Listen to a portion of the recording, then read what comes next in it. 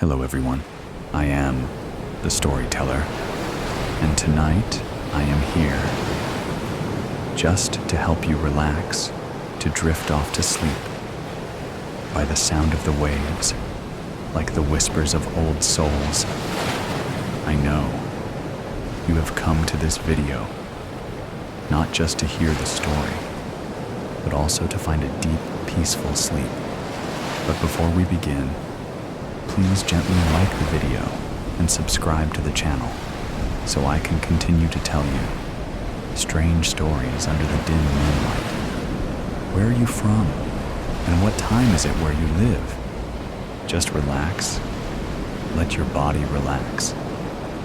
Put all your worries down by your pillow. Let me take you into a world of mysteries where the wind and the waves mingle and unsolved mysteries are waiting to be told. Are you ready? October surprise. Oi choi, show me your tongue. That's what you got to say to a suspected serp. They can't hide their forked tongues, even if they've gotten better at copying just about everything else. Ask anyone, and they'll tell you. I mean, it was all over the fields, this little old man. He could have been anybody's grandpa, except he was living under a stolen ID and preying on small critters near a school zone. But luckily, some Final Front guys caught him, and when they backed him into a corner, out came that freaky serp tongue. And that's just one example. Who knows how many more are living among us? But we're not going to sit idly by and let it happen. Sometimes all it takes is a few good men to make a difference. That's why I answered the private invite on my holo. Want to do something about the serps? That flashed once, then gave the when and where before the letters scrambled and dissolved. It was fast, like 3 seconds, probably to test our memories and observational skills. We're meeting at the shuttered Lindbergh Library in a part of Southside Apex that hugs the wall along the stretch. And I get there way before sundown to show them I know how to do recon. I'm wearing my urban camo and blending in with a piece of plasteel that hasn't been added to the wall yet. I count 4 guys go into the alley behind the library. Not a one sees me, but I'm not following until it's time because I'm precise that way. Oi choi. Some guy I didn't see go and sticks his head out the alleyway. His head is like a crete block with 2 slits, and those slits are looking right at me. I stiffen because maybe he's going to disrespect me and ask to see my tongue, but he just jerks his big head to tell me to get moving. In the alley, he rolls aside a dumpster to reveal a hole. I see his black shirt and the crossed hammers over stars and bars on his forearm. That means he's Final Front, so I know I can trust him. We walk down to the library basement where floodlights and empty shelves line the wall. The 4 other guys are down there, plus 2 Final Front guardsmen and some cyberpunk chick fiddling with a gunmetal box on a fold-out table. When they jam our feeds and make us hand over our holos, I know this is some alpha code red shit, and we're in it for real. Outstanding. The guy with the big head kicks aside some books that got burned after everyone realized the feeds were better, then stands in front of us. Everyone straightens up without being told. You can call me Sergeant Bill, but don't you dare call me sir, he says, kind of cool and strict at the same time. Now, you may not know us personally, but we know you. Every one of you has been carefully selected, but if you don't agree, if you have any doubts, then there's the door. No? Then let's begin. You men have been selected to infiltrate the serps and reveal the enemy within.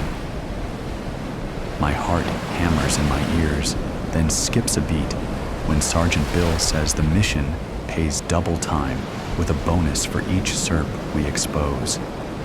Wow, Choi. I mean, I do it for free because I love Apex City. But the double time pay with bonuses is how I know Chancellor Ike must have our back on this mission. He's generous and understands the working man like that. It's like Chancellor Ike's in this basement with us, but we can't say his name. I mean, we can, but no one does out of respect. He's already doing so much while the Weepsters and Serp Deniers attack him from all sides, so we can't say his name without giving him something else to deal with. Now, you might ask yourself, what about training? Sergeant Bill says, there'll be none of that. Training will give you away in this scenario. That makes sense. Serps are trying to be just like us, so they won't know the difference if we be ourselves. Sergeant Bill continues on and takes the words right out of my mouth. I nod and see others doing the same. We all get it, even though none of us knows each other. I bet Chancellor Ike planned it that way through the final front. He's holding a rally all the way on the other side of Apex tonight. That's smart. Plausible deniability to keep us all safe. I watch the Sarge talk and know we're tuned into the same frequency. Choi's a badass. I bet if the basement ceiling caved in, he'd be able to stop it with his head. He's solid as a post, and I bet he's seen some shit. That makes me feel better about how easily he spotted me outside. I imagine already being out in the field and passing him in the street while I'm undercover. We won't so much as look at each other because we're professionals, but we'll both know that we're part of an unspoken brotherhood. There will be no medals for me because I can't talk about what I do, not even to my wife when I have one. She'll respect that I don't talk. Maybe I'll even meet my future wife on a mission. I glance at the cyberpunk chick still messing with the box on the table. She's actually kind of hot. Then, the basement gets pretty quiet. Sergeant Bill is looking at us like he expects someone to say something. One of the other guys, a redhead with too many freckles, raises his hand. What if the Serps want us to eat someone's cat, sir? What did you call me? So, Sergeant? Anyone here want to help him out with that question? You eat the damn cat, I say. What did you say? The Sarge gets in my face, but I stare straight ahead and repeat it. Did you hear that? He asks cat question guy. Then Sarge repeats my words like he's in awe. Even better, he gets all of the other guys to repeat it. Yeah, Choi, I was made for this. Then we get serious. Sergeant Bill says we all got to make a temporary sacrifice. I guess we all knew it was coming, but it's still hard to hear it. We're all going to have to get Serp tongues before going out into the stretch. The cat question guy looks at me, maybe hoping I'll speak up and give him an excuse to chicken out. Nope, not gonna happen. We stand there in silence until the moment's gone. Sarge tells us we'll get out normal tongues back once the mission's done. Then he drops some inside knowledge that we didn't know.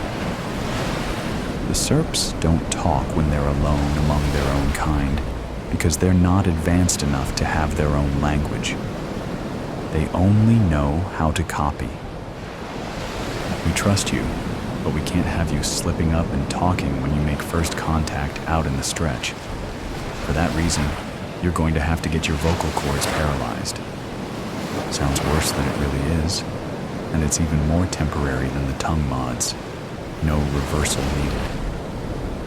Now, if you go see that lovely lady over there, she'll get you sorted. Any volunteers? I double time it over to the cyberpunk chick because I don't want any of the other guys making a first impression before I do. She's wearing blackout contact lenses, so it's like I'm staring into her soul when she looks up at me. Hey, so it's really simple. You put your face in there. She rotates the gunmetal box my way. The top and side facing me are open, and the inside is white foam with a face-shaped hole. Then you stick your tongue in there. She points to a black hole that lines up with the mouth of the white face hole. There's something down there, something with metal legs. Having second thoughts, it only hurts for a second. It's nothing compared to this. She opens her mouth and shows me her tongue stud. I run my eyes over her metal, leather, and tattoos to let her know fear is the farthest thing from my mind right now. I don't know. Will I still be able to do this? I do the old 3-leaf clover tongue trick and let her get a good look while the other guys line up behind me. I stare into her designer eyes. Someone behind me coughs, but I keep staring until she gives a slow smile. Then I put my face in the box. She puts her hand on the back of my head and strokes my hair. We'll probably tell our kids about this moment. She's right. It's quick, more like a millisecond, an intense burst like a laser slicing my head down the middle. But then it's gone, and whatever's in that hole sprays something icy and soothing into my throat. Her hand stops stroking my hair, and I take my head out of the box. Another, heavier hand lands on my shoulder before I can get her hollow.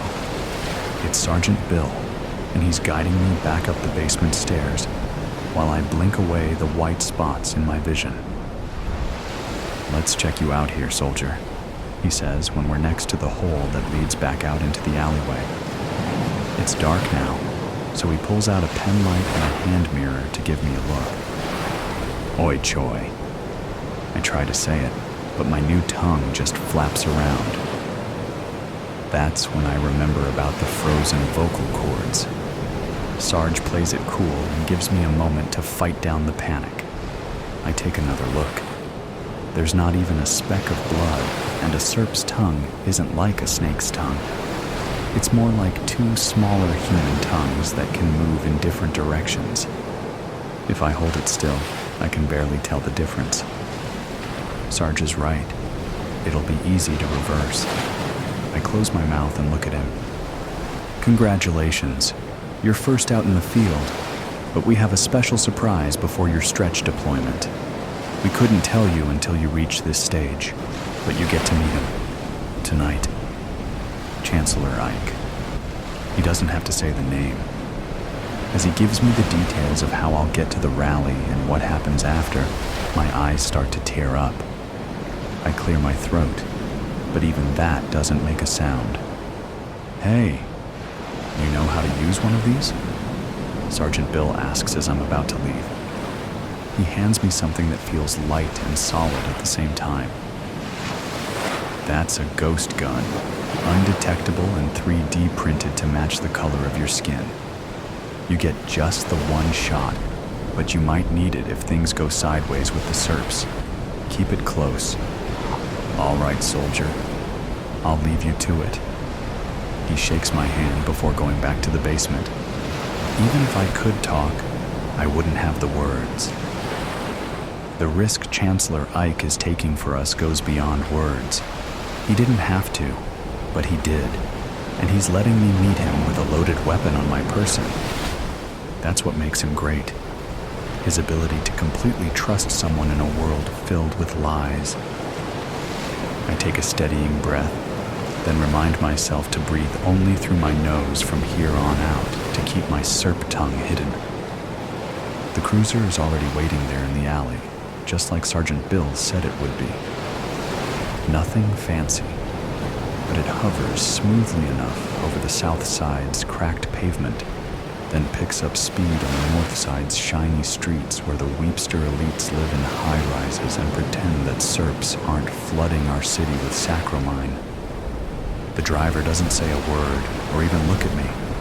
He just hands me my rally ticket and lets me off a few blocks from the Apex arena. I show my VIP ticket, and the metal detector is quiet like me as I zip through security. At first, I'm a little paranoid about someone trying to start a conversation with me, but it's easy to just clap, nod, and smile with my mouth closed after Chancellor Ike comes out and starts talking.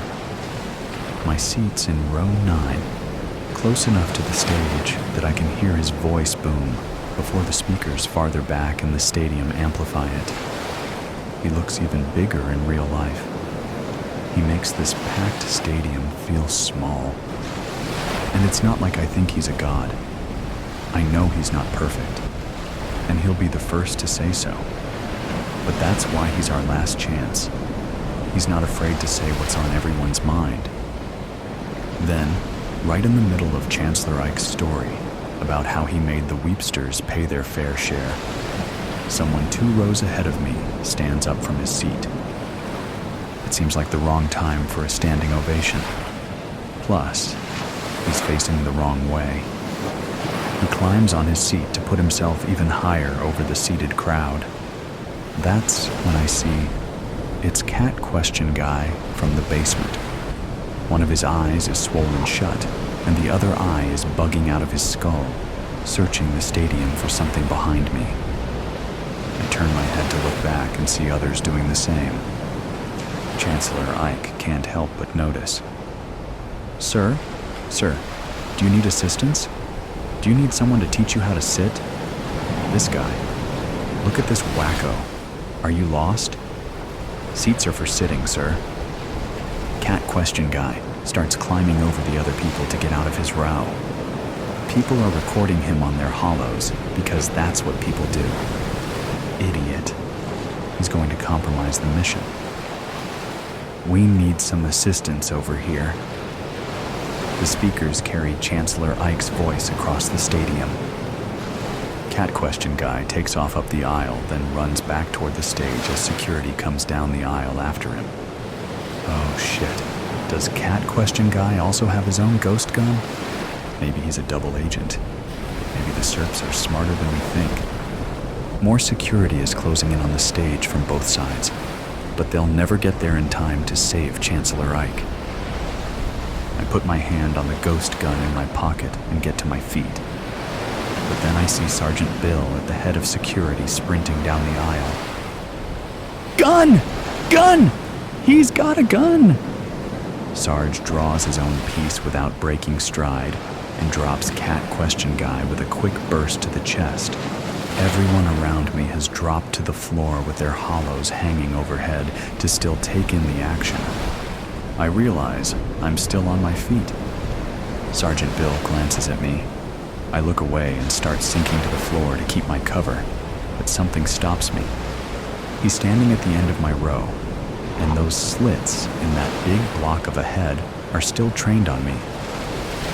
Now his gun is too. Check the tongue on the one in the aisle, he says, without taking his eyes off me. I think he was signaling this guy. My hand is still frozen on the ghost gun in my pocket, and my words are frozen in a mouth made to betray me. Sarge plants his feet wide and shows me his teeth. Oi choy, let me see that tongue. Teddy. My name is Teddy. I'm 10 years old, and a demon wants to eat me. I can see it, but nobody else can. I can talk to it, but nobody else can. The demon screams at me at night, but I don't get scared. Even when I see spit drip from its sharp black teeth as it tries to bite my head off, I'm not afraid. I'm 10, after all. I'm not a baby. I can't tell my mom or dad about the demon, and they wouldn't believe me anyway. There are rules that you have to obey when a demon owns your soul. And one is that mom and dad can't ever know. Nobody can help me, it says. The demon promises that one day soon it will eat me until I'm almost dead. Then with one more big bite, I'll be done for. Those huge, black, shiny teeth are sharp as my dad's razor. I'm sure they could munch through my innards like pink blancmange. We have that at school for dessert sometimes, but I don't like it anymore. The demon knows I cannot be his blancmange until I am 13. I don't know why 13. The rules are the demon's, and not mine. It knows I know about the 13 rule. I'm safe. I'm only Ted. Ha! Hello. I'm Teddy, and I'm 11. A demon is dying to kill me by gobbling me up. It will eat my toes, my tummy, and lastly, my head. It owns me. It keeps on telling me, but it can't hurt me yet. Not 13, see? It still tries hard to scare me, though. It gets really mad at me and said that it can't wait to chew my head off. It can't wait to grab my skull in its 3-fingered claws that are sharp enough to gut fish or little kids. I'll bleed through my eyes as it squeezes my brains to a blood orange pulp. Finally, it will bite into my inflated head until it pops, and my blood dribbles down its chin and onto its serrated chest. It taught me the word serrated. I'd heard it before, but I didn't know what it meant. The demon said that it can mince up children straight into its belly to save time by just using this serrated kitty chest grater, like a smoothie maker for monsters. But it will not eat me in a fast, smooth way. I have to suffer slowly, it says, but it doesn't say why. The demon has shown me too how this will look. It's brought a lot of broken 13-year-old girls and boys to my bedroom at night. I said,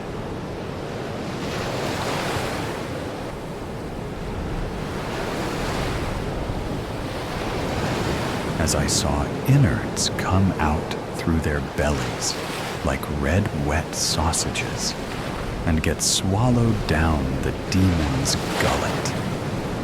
It also taught me gullet. I like that word, but I don't really like seeing the broken kid's eyes after I go to sleep. Hey there, I'm Ted. I've just turned 12. Mom says I'm almost a young man now. A lot can happen in a year. I've grown up a lot. My demon is still coming to me every single damn night. It warns me. It promises me that the agony it will inflict on me will have me begging it for death. I will know a unique suffering before it finishes me off. These aren't my words, BTW. These are demon words. It talks very passionately about me most of the time. The demon talks in lengthy detail about my death, how it will flay me, or maybe strangle me almost to death. But release me, then strangle some more, then go round again, and again. Its rheumy, yellow, bloodshot eyes stare wistfully into the dark folds of my lampless bedroom as it describes my death. The demon bites through all my bedroom light bulbs, keeping it dark to enhance the mood. It says, Mom ran out of light bulbs. What do you keep doing in that room at night, Ted? She asks. But she wouldn't believe me. And I can't say. The demon wonders, what will I taste like? How warm will my 13-year-old blood be? How quickly will it cool and clot? Do I know my blood type? It doesn't make a difference. but it would like to know, will my brain be aware of what is happening while I'm being eaten alive? Will the demon chuckle contentedly while it does? Oh yes, it says, it will chuckle. Will my meat be firm and tender? How loudly will my bones snap as it shears through me right down to the marrow bone? I decided I don't like that word, marrow bone. It's ugly and gives me images of the inner parts of me that shouldn't be seen, should never be messed with, and especially should never be eaten. Will I be easy for it to digest? Will I give it a dicky tummy or gas? It must be playing with me. Demons don't get gas, surely. But it says they do. Their internal digestive system is made of brimstone and lava fires that glow through its smoothie maker rotisserie chest. The gases from it exhaust through noseless nostrils and its backside. I don't know a sorry death until I hear and smell a demon fart my half-digested body, it said. It didn't say this to be funny either, and I never laughed. Sometimes the demon gets so lost in its stories of how it will enjoy violating me that I think it forgets I'm even there.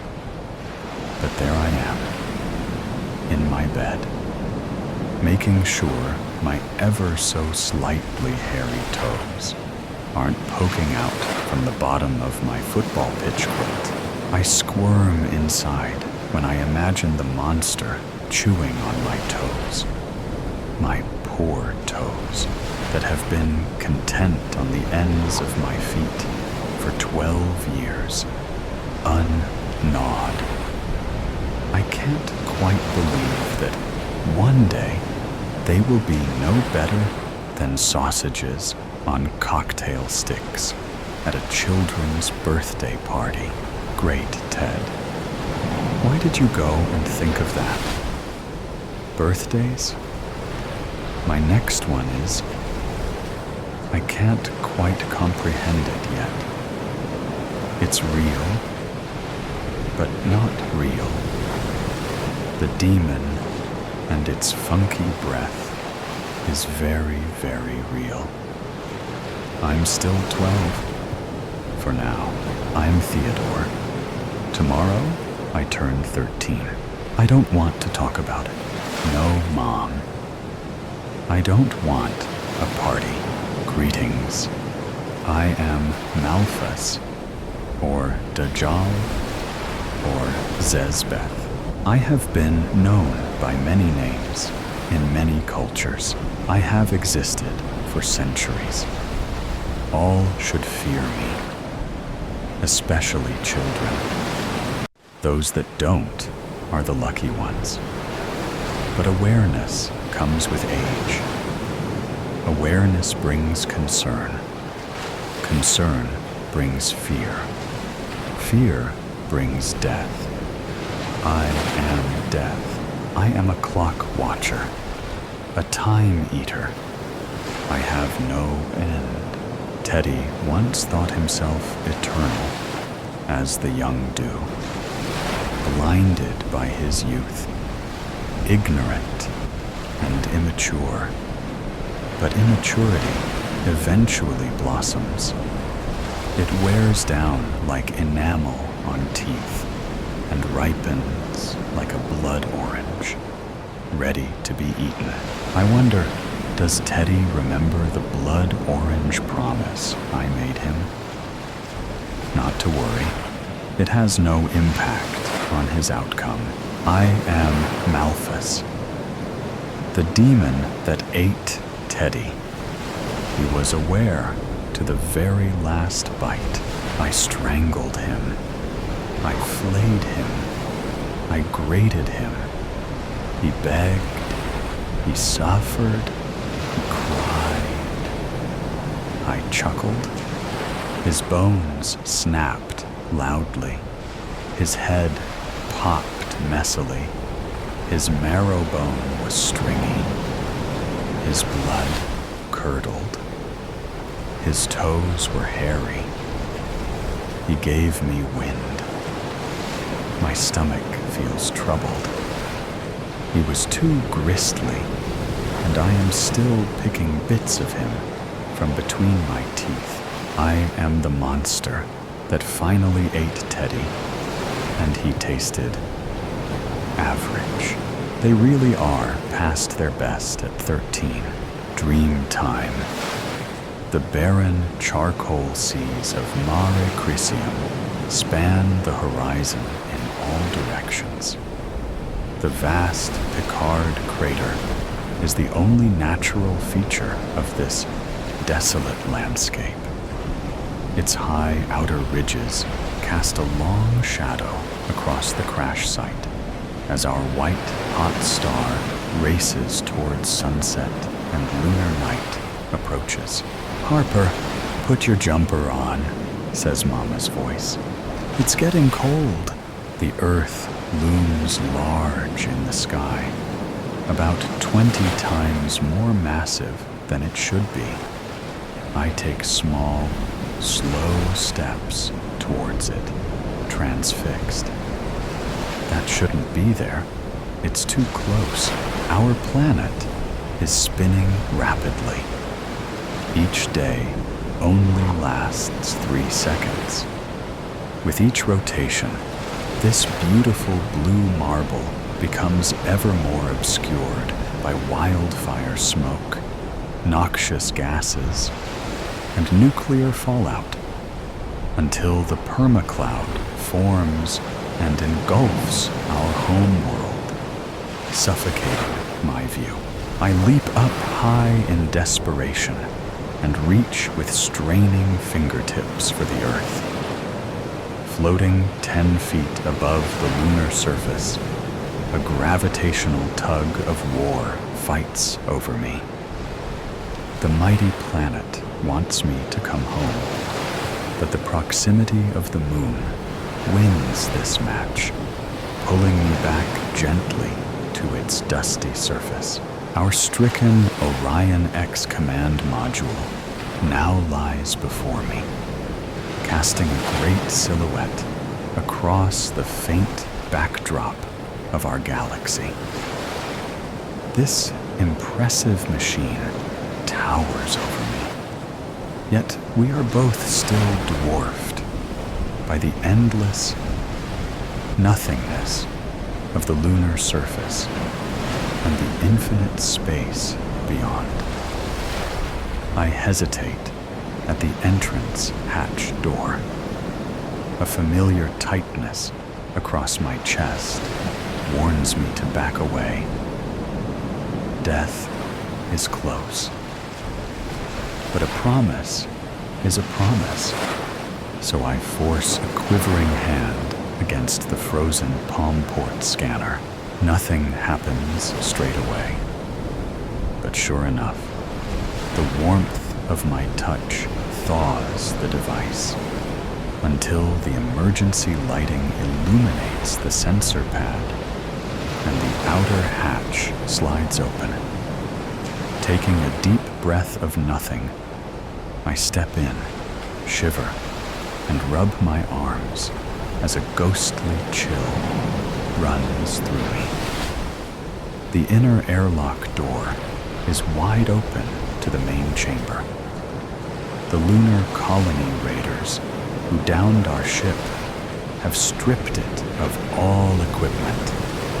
It's just a broken shell now, like me. This is usually the point when I awake, sweating and panicking. But this time is different somehow. This time, I'm ready to accept what has happened, to accept what I must do. Willing myself onwards, I creep around the other side of the central seating column. Burnsy's body is still strapped into his flight chair in full EVA suit, just as we were forced to leave him.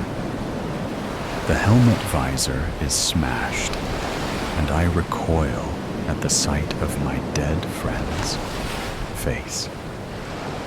His one good remaining brown eye stares at me without seeing me.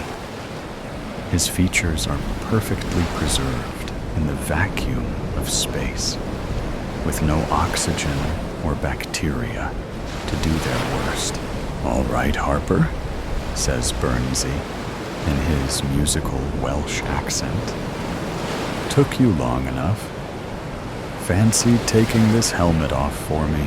Icy tears freeze upon my cheeks.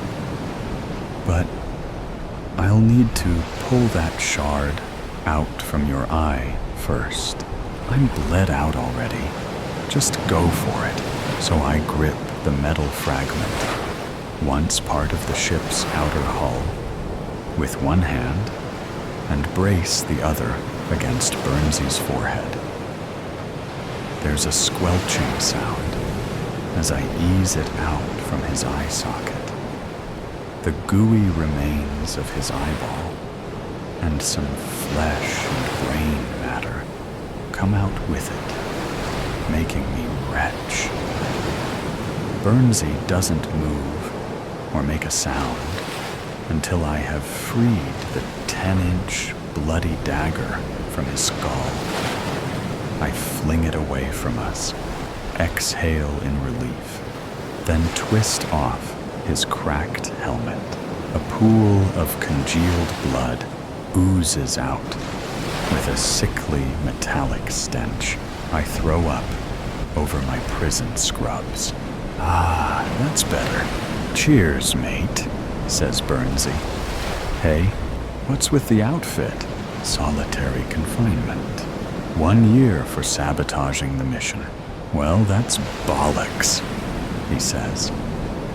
"It was your father, again. You weren't to know he was in league with those colonist bastards." I nod grimly, then clean my hands as best I can on my soiled uniform. Then, with great care, I remove both of his gloves and hold his freezing hands in mine. "I'm so sorry, Burnsy. I gave him the launch codes. It's all my fault." He reaches out to touch my cheek. "No, it's not. Your father tricked and betrayed you. Betrayed all of us. Come on now. No use crying. His love and compassion are more than I deserve. Tears are easy to wipe away. Guilt is not." I collapse into his strong, welcome arms. "I've missed you so much. I'll never forgive myself. Harper, this is not on you. Honestly, let it go." His undead hands gently prise me away, then undo his harness buckle. Taking my hands again, the body of Morgan Burns stands up. "Now let me go. It's time." "I'm ready."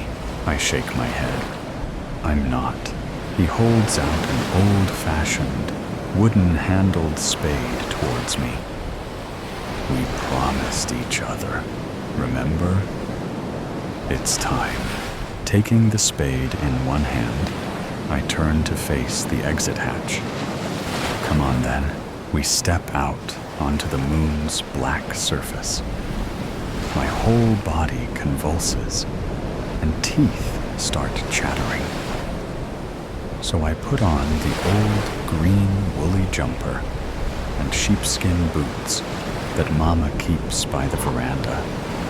Then Burnsy and I head out for a nighttime stroll under the stars, hand in hand, We walk across the dusty front yard, past the crooked gum tree and battered old tire swing I once loved so much.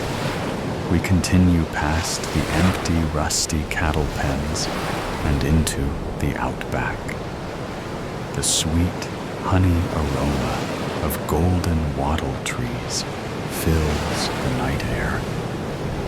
This is just how I remember it. Before the great firestorm rose everything to ashes, with the darkness of a new moon above. The magnificent celestial arc of the Milky Way rises above the domed silhouettes of the distant Kata Chuta peaks. Is this where you grew up? Asks Bernsey. Partly. This was Grandpa's station and the ancestral homeland of Nana Kira.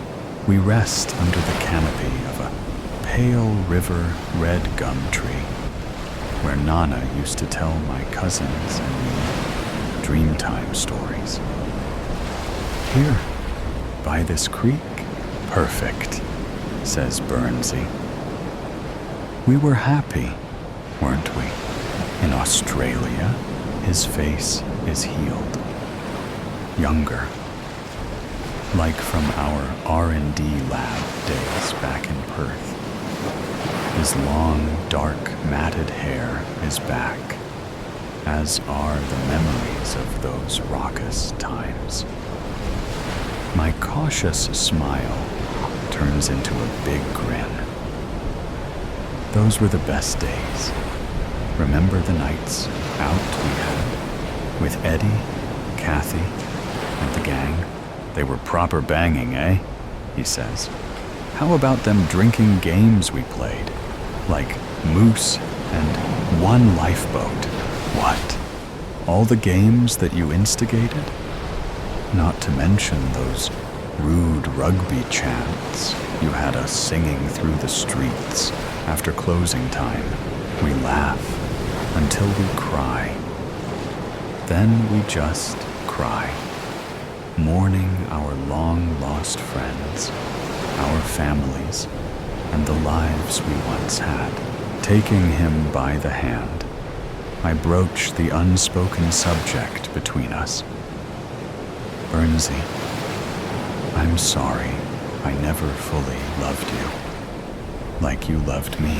His longing eyes are too much to bear, so I look down and make marks in the dirt with a stick.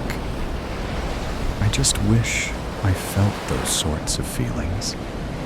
I wish I felt them for you. He leans over and kisses me gently on the cheek. I turn my head so our noses touch and our eyes meet once more. My hands are on his muscular chest.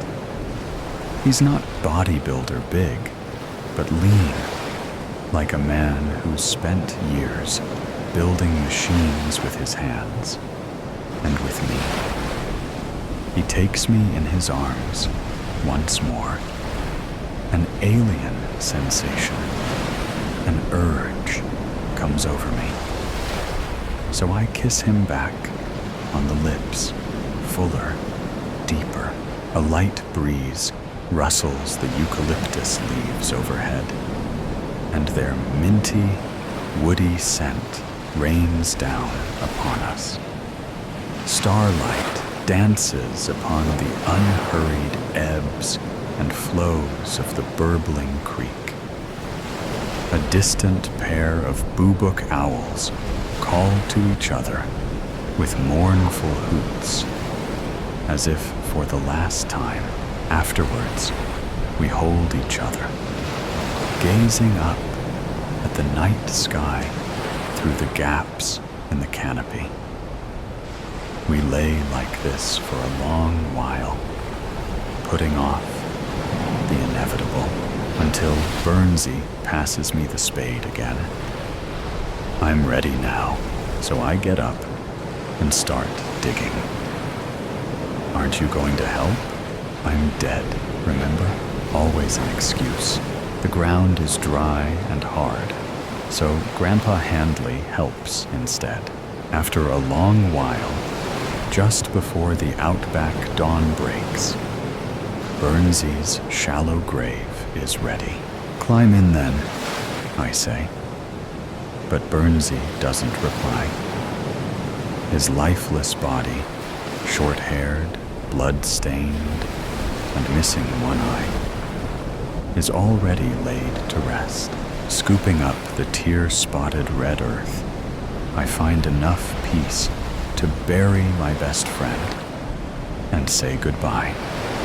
Just as I promised, the gates of hell.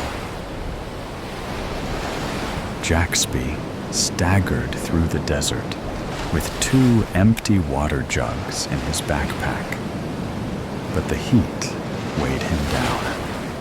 The protein bars were long gone, but that was just as well, because he couldn't have swallowed them anyway. He didn't have any saliva. Step by step, he began to accept that he was going to die. Buzzards circled the sky, watching their supper cook. All he had to do was lay down. His legs and feet wouldn't hold him up much longer. Soon, he thought, the landscape that hadn't changed since he began this journey was suddenly different, as something appeared ahead of him that he wasn't expecting to see. That shouldn't be there, he mused. But his painful eyes widened at the lights. They shone brighter than nighttime Reno, though it was still daytime. Mirage came to mind, but he tamped it down and staggered on. Hours earlier, Jack Isby's car had broken down on Highway 50 in the middle of Nevada. The engine light came on first. Then the radio stopped playing Hotel California.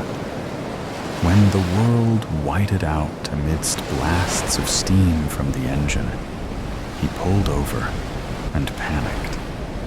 He'd never seen so much steam, and with it came a smell, something that smelled like jail.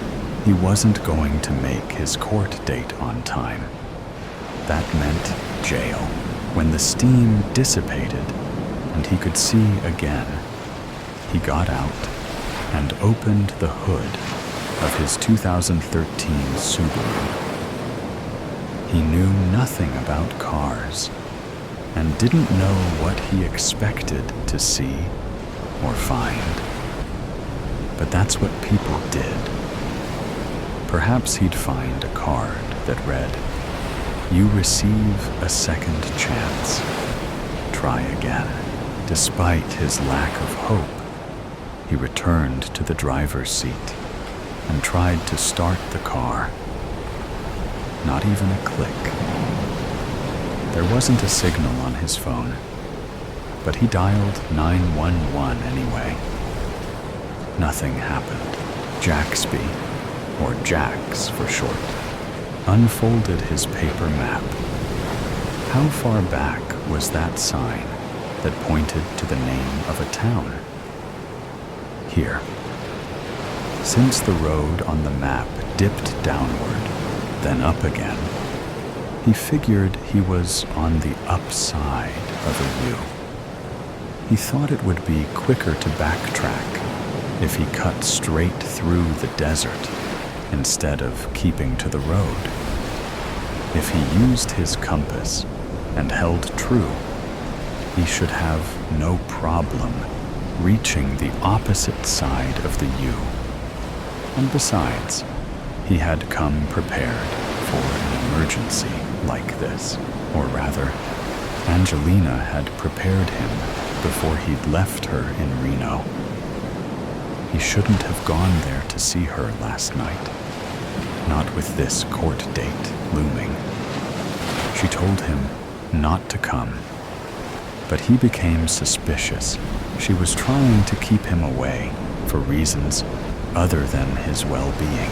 There had been no reason for his act of faith. He'd found her alone, watching television, and she made him glad he came. He didn't tell her he'd raged out of his mind with jealousy for the entire 6-hour drive and would have bodily injured whoever he'd found her with. He had been able to hide that part of himself from her so far. Or maybe not. Maybe he'd blamed her for sleeping late. He packed the 2 one-gallon water jugs and a box of protein bars into his backpack. He placed a wide-brimmed hat on his head and wore long sleeves to protect his face and arms from the sun. There was a blanket, too, and Jax shoved it in with the other things, then started out on foot, with his sunglasses set firmly on his nose. After 2 hours, he wondered how one body could sweat so much, and his legs and feet already ached. He drank water freely, without bothering to conserve, figuring he was almost there. He had to be when he faced the same landscape another 2 hours later. The second water gallon was more than halfway gone. He sang to keep his mind off his dilemma. Eventually, his thoughts envisioned his lawyer scowling in the air-conditioned courtroom as his client, Jaxby Johnson, never showed. The road rage offense had ended with a death and infuriated him whenever he thought about it. Mance Rayfield had started the altercation and had provoked him not once, but 4 times. 4 times, Mance had tried to run him off the road. On the 5th try, Jax outmaneuvered him, and Mance's big, bad Silverado tumbled down into a ravine. Jaxby's Dodge had followed, but he made it out with only a few scratches. Mance didn't make it out at all. He got what he deserved. As far as Jaxby was concerned, it was his lawyer who bade him to show remorse when he appeared before the judge today. Now hope lay ahead, and Jax used every last bit of his strength to get there, determined to reach the lights. He crawled his way through the last part of the journey and arrived on his knees on the road between 2 brightly lit saloons facing off from opposite sides. The road disappeared into the landscape in one direction and ended here. Despite his pain and suffering, Jax laughed at the ingenuity. One saloon glowed a white, brighter than the sun on the desert sand, and was aptly named the Pearly Gates. The other was lit with orange and blue flames. The Gates of Hell was posted on its entry.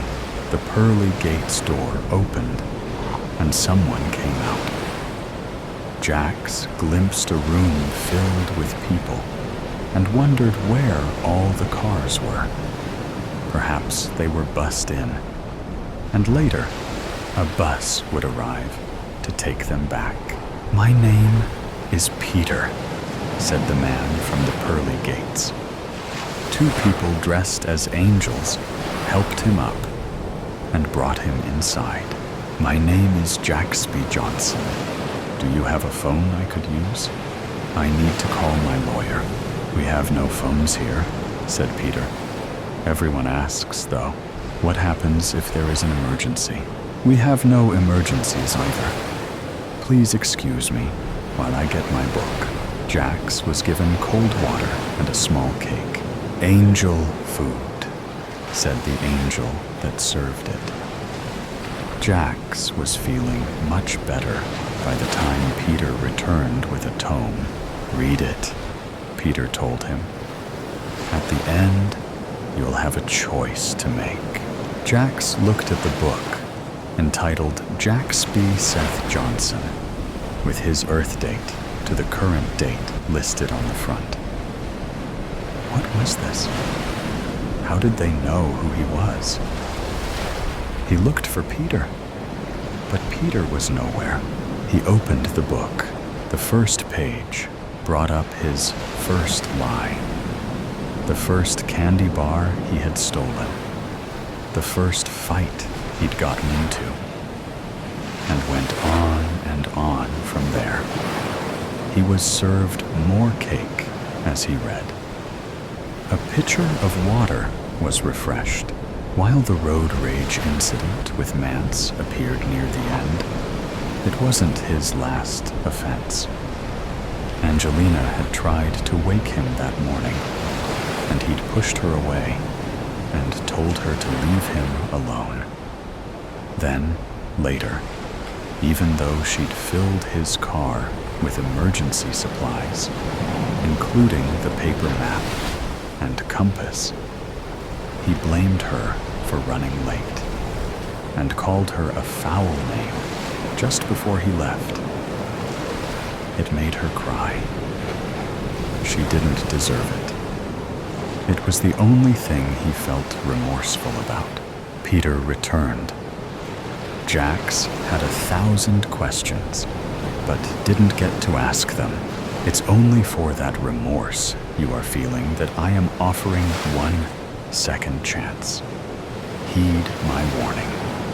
You won't get another, so choose carefully. Follow me," he said. Jaxby followed. They stepped outside. A mountain of boulders stood before them. Peter offered a silver hammer to Jaxby, 1 stone for each of your trespasses, and 2 stones for each of Mance Rayfield's misdeeds since you took his life. Once you turn the stones to dust, you may stay here. Think carefully before you decide, for my offer comes but once. If you decide against it, we'll disappear forever, leaving you to the mercy of the gates of hell. Jax was confused. Was this a dream? A mirage? Something didn't feel right. He looked over the pile of boulders, reaching to the sky, changing them to dust with the small hammer Peter offered would take a lifetime. Who was Peter, anyway? I don't feel I should have to pay for Mance's wrongdoings. Very well, answered Peter. He took the hammer from Jax, and the world flashed out. Jax was back on the road, back on his knees. The pearly gates was gone. The gates of hell lay before him. Jax crawled forward. No one came to help him. When he pushed the door open, a crowd cheered. 2 people dressed as demons pulled him to his feet. Mance Rayfield stepped out and punched him in the face. The crowd booed. Jax punched him back. The crowd cheered, back and forth, booing and cheering. Jax was tiring. He needed to rest. You win, he said to Mance. Boo, the crowd answered. Mance hit him again. The crowd cheered. I said I give up, Jax said. The crowd booed, on and on and on. All at once, a gate appeared in Jax's peripheral vision. He edged toward it, connecting a bloody fist to Mance's bloody nose. Another step, another blow. When he was close enough, he opened the gate and raced out into the desert. A sky of stars welcomed him into the cold night. Without warning, he was back in his Subaru, singing along to Hotel California, smiling in relief, until the engine light came on and the radio stopped. The world whited out amidst blasts of steam, and Jaxby pulled over. He opened the hood, tried to start the motor, packed his 2 jugs of water and his box of protein bars. He left the blanket behind. He wouldn't need it. This time, he stuck to the road and conserved the water. Maybe a car would stop, or a bus. Hours later, lights blazed from up ahead. When his feet gave out, he crawled. A buzzard cried out from the lonely sky. Only the gates of hell remained. The pearly gates was gone. For the first time in Jaxby's existence, he felt remorse. Remorse for everything. The exodus of the corporate zombies. I harbor a secret fantasy that the lot of us are undead zombies. Shuffling corpses, slavish, insentient lumps of meat. Navigating the public transportation system by reflex, devoid of any signs of higher-level cognitive function. I am waiting on a train platform to board the Long Island Railroad. The platform of Riverhead Station is indistinguishable from the platforms of any of the multitude of other trains run by the Metropolitan Transit Authority. The branching arteries all lead back to the beating heart. New York, New York. The Big Apple. The sunshine is what really gets me down. Those brief moments in the sun are the most depressing part of my day. Before I board my metal coffin and descend into the bowels of the subterranean tunnels that lead to the source. Boarding the train, we all nod to one another. There is Caitlin. She is wearing a sleek pantsuit, pale as an unbasted Christmas turkey. There is Vinny. He has quit smoking. He gnaws on a smoking cessation chew stick. Caitlin takes her usual seat, clicks open her laptop immediately, and responds to an email. It's 6:19 a.m., and I'm working, she says to her superiors. Vinny is a cell phone guy. He calls some labor union flunky and barks some pointless orders to let the men know he's awake and he's watching. There's Brandon. He is a Wall Street Journal guy, a reader. He opens that paper wide. In the seat next to me, his elbows brush my shoulder, and that infernal paper smells like paper mâche and peat moss, pulpy ammonia, and sulfite. Smells like hell. I get off at Grand Central Terminal Madison and exit through the bowels of the city. Bodies flow out of the trains when the doors open, like the gates of navigation dams, allowing water to flow down through canals to the next elevation. The corpus of the flowing bodies splits at little tributaries, some leading to the surface, where I am headed, others lower, deeper into the subterranean dungeon. I walk north from 47th Street to 53rd Street on Lexington Avenue. I blend in amid a stopping and starting throng of mindless streetwalkers that navigate communally like a school of fish or a flock of birds. We split at a street crossing with an Uber that didn't make the turn and is blocking pedestrian traffic, blocking the box. Then we swerve en masse around a homeless man sleeping on a cardboard box in the middle of the sidewalk, with a hat by his feet and a sign saying, "Homeless, humiliated veteran, please help." We do all of this mindlessly in comatose prisons, our unremitting corpses dragging us along.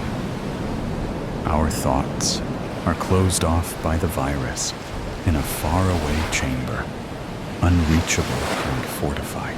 No one speaks to one another. We walk in silence, heads lowered, zombified bodies still donning the starched and pressed suits of the living. Pallid faces are directed away from the searing sunshine. We are still draped in living, breathing skin that gives the appearance of life. I arrive at my building. I walk through the gray-streaked white marble lobby with a matching gray-streaked white marble reception desk, flash my badge, and place it on the turnstile into the building. I take the elevator down to the basement level. I stare blankly ahead with the feeling that the whole world is asleep. I walk into the dingy maintenance office suite, a shut-up room with pumped-in air, and I am back in another subterranean dungeon, away from the things of man. "Hey, duct tape," Greg says, nodding. Greg has thick-framed, high-prescription glasses and an unassuming brown suit. He is a heavily balding, 40-something, Clark Kent-looking guy with paler skin and a bit of a gut. "Hi, Sam," Gina says with a smile. She is about 30 and single, and wearing a floral blouse over a casual jean skirt, clear leggings, and pumps. Gina has flowing black hair and dark eyebrows. She has a little rouge on her face and dark carmine lipstick. Gina smells like fresh laundry, with a spritz of lily flowers, waxy, light, and verdant. I can taste her on my tongue like a fruity Jolly Rancher candy. Back when I was still living, I crushed on her hard. "Morning," I say. The placard on my desk reads, "Facilities Maintenance Specialist." I report to the facilities operations manager, Jeremy. It is quite possibly the most useless job of all time. I can hear Mike Rowe's voice on a useless jobs special describing the stupidity of this position in vivid detail. Jeremy also sits in the same room as Greg, Gina, and I. Because why not house multiple levels of redundant management, literally right on top of one another. That isn't a rhetorical question. It is a statement I made once that cost me another job. Jeremy is on a Zoom call about a pesky HVAC issue with the 40-ton AC unit and chiller. This seems to confirm my suspicion that we are undead creatures, with ventilation just as stagnant as that offered to Subway. Rats. Jeremy is a dusty, square man who moves in a choppy claymation manner, like a character in a Gumby cartoon. Yeah, but the water loop. Right, Larry. How do we make sure it reaches the lower floors? I didn't ask you that, Larry. So, it's the chiller? Right, Larry. The chiller, then? I didn't ask you that, Larry. And Bob, how many men will it take? What is it gonna cost us? Put in the requisition. Larry, we need to get his going, Larry. This isn't gonna be a problem now, is it, Larry? Today, we both approach the same old-fashioned coffee pot at the same time. The one with the burnt-in brown crust on the bottom from warming stale coffee too long without the burner being turned off. These have gone out of style, but are still seen these days in the waiting area of every dingy car mechanic's shop. I wait for Jeremy to get his cup and then fix mine. I add in the processed coffee mate, fake creamer, and add some stevia fake sweetener to taste. Staring down at the putrid brown coffee in the styrofoam cup under the unnatural overhead lights in the subterranean room full of pumped-in air, with the coffee mate clumping up into little floaters as I stir. I am certain that no living creature would take part in such a deadening ritual. The coffee tastes like arsenic. The overhead lights penetrate my skull and char my brain, which caramelizes into brown residue, like the stain on the bottom of the coffee pot. The stilted silence is intermittently interrupted by phones ringing on the floor. It reminds me of the secure unit of a nearby Bellevue sanitarium, in which invisible orderlies stand ready with concealed blackjacks and expandable riot sticks in their coats, all for the too frequently needed crisis intervention. My job is to maintain the look and feel of the facilities and ensure a comfortable and high-quality environment. I have no knowledge of plumbing, electrical, or carpentry, but I decide when specialists in these areas are needed to fix a problem. I have no knowledge of snow removal, office cleaning, on-site and off-site data storage, supply reorder processing, or furniture and decor, but I specialize in assisting the operations manager with managing all of these tasks. At 4:11 p.m., the role of facilities suddenly becomes temporarily obsolete. The fluorescent lights overhead unceremoniously flicker, hiss angrily, and go dark. So do the computer screens, the phones, everything. The elevators are stuck mid-floor. Trains in subway tunnels slow to an abrupt and jarring stop. It is as if a blood clot has become lodged in the left main artery, cutting off blood flow to the heart. The pulsing beat of the metropolis slows. Do-dump, do-dump, do-dump, do-dump, do-dump, and then stops. Do. I walk all the way up to the 22nd floor. As I climb the stairs, the sweat coats my chest underneath my white button-down shirt, which begins to seep through. I finally come to the floor where our cohorts in purchasing sit. A little color returns to my face from the climb. There is an old-fashioned table radio on the darkened conference table, streaming out news from 1010 Winds AM radio. Walking in, I scream out, "Bill, Bill, you there, Bill?" "Sam?"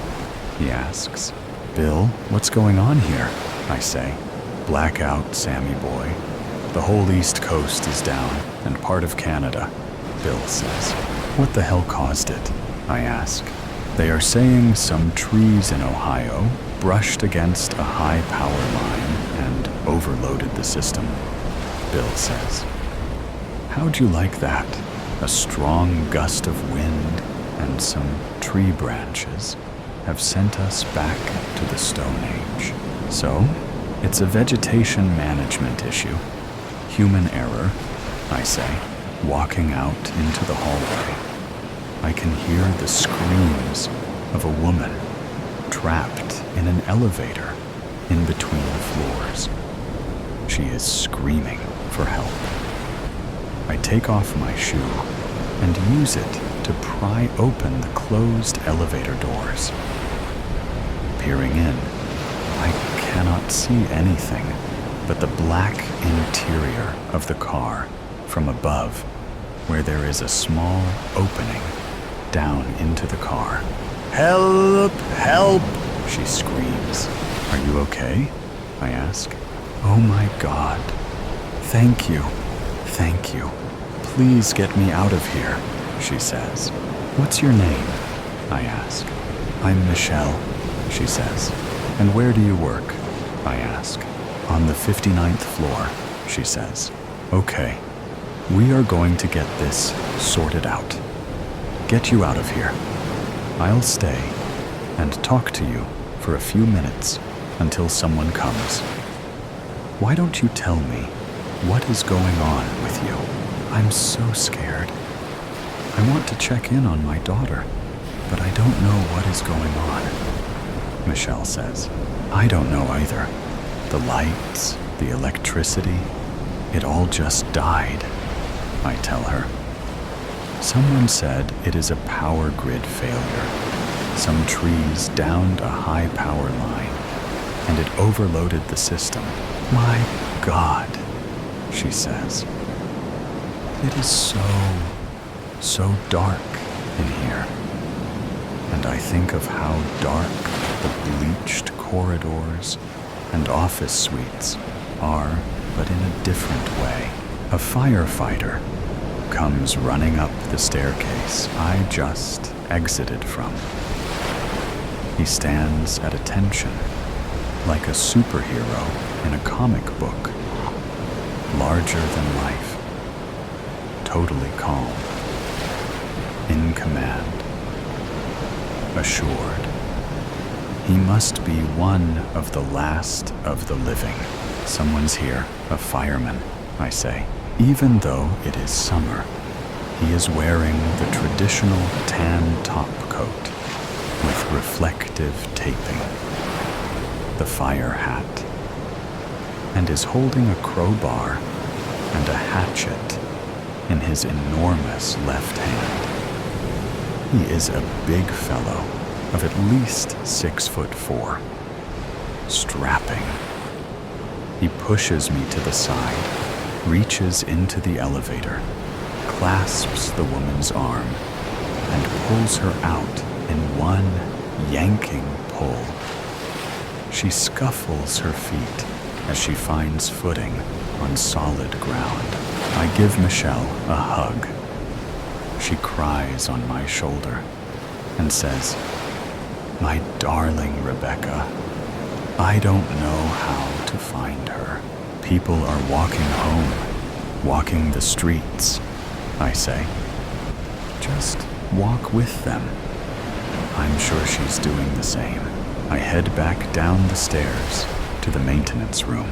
Arriving in the maintenance room, I see Gina chewing on the end of her pen and tapping her left foot nervously. Her eyes are wide and inviting, and I feel a thumping in my chest. Can't be, I think. A sign of life? "Where have you been?" she asks. "I went up to purchasing to see if anyone knew anything," I say. "And fucking left me down here with Greg?" she asks. "I'm sorry. I needed to check things out," I tell her. "What do we do now?" she asks. "I can't get back to Riverhead tonight. If you want, I can come and stay with you. Walk back, keep you company." My heart is echoing in my chest. I can feel the warm blood in my ears. It is almost as if I am a living creature, still endowed with a life force and a will of my own.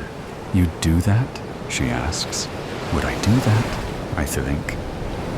"Are you kidding?" Of course I'd do that, in a heartbeat, without question. But I don't want her to know how keen I am on the idea. "Sure, I've got to sleep somewhere," I say as casually as I can manage. Gina and I walk down Lexington Avenue in silence at first, taking in the sights and sounds of this once-in-a-lifetime moment. The daywalkers are shuffling along in abject confusion. The dislocated bodies rattle, bone on bone. The breathless friction of the arthritic joints, gritting from lack of use. They all look blankly forward at the footfalls of the other daywalkers. A bawdry display of sudden clemency. Inmates freed from captivity, grumbling at the loss of their comfortable bondage, their predictable harlotry, and now they are cast asunder into a concrete desert, wandering, listless and free. But free to do what? And free to go where? Some of the more recently dead voice words of encouragement. "We're gonna make it out of here, all of us, together. We're New Yorkers." Some others ask, "Where shall we go?" And yet others speculate. There will be shelters set up when we get back out of Manhattan. The strange thing, the thing I can't wrap my head around, is that everyone, by some internal navigation system, automatically is fleeing the city, the beating heart of the metropolis. No one wants to stay in Manhattan overnight, not even the ones that live here. Does anyone live here? Is it even a real place? It seems now to be a work camp, a prison to be escaped, a liminal space that can't be lived in, an Alcatraz made of bricks and mortar and steel and marble. The parade of the undead proceeds forward with unexpected charity and unity. even if it is lacking entirely in life. The bodega clerks are out in the streets, handing out Poland spring waters and plates of food that will spoil. There are police at intersections, directing traffic, furiously screaming and waving their hands to stop cars from crashing without traffic signals. There are buses taking folks out to Long Island. The blazing late afternoon sun burns with a surreal intensity. A full day of baking turns the pavement hot and causes waves of heat to radiate up from the road base. The buildings sit like impotent ruins of a bygone age, dark and useless relics.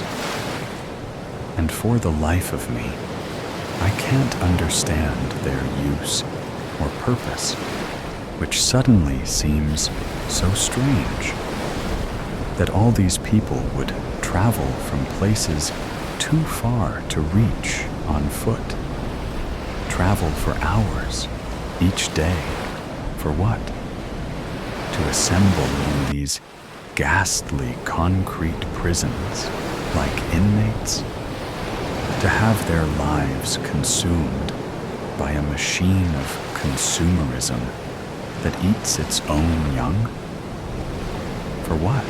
As we get into Murray Hill, we turn left on 32nd Street, everyone going the same way. We are all headed to Brooklyn. What an adventure, Gina says. And I remember that time I took her to Mets Stadium because I had extra tickets to a Dave Matthews show. I remember how she hit my arm when the opening band was playing. It had been August then, too. We'd hit each other with playful jabs like school children, back and forth, all night. We'd gotten really carried away with it. So much so that we both had armfuls of bruises the next day. The tension of what we both really wanted to do had been palpable, but neither of us had the courage to act on it. We turn again at Kips Bay, overlooking the FDR, and head south toward the Brooklyn Bridge. Where do you live in Brooklyn? I ask. Oh, just down in the Heights, near the courthouse, over on Remsen Street, she says.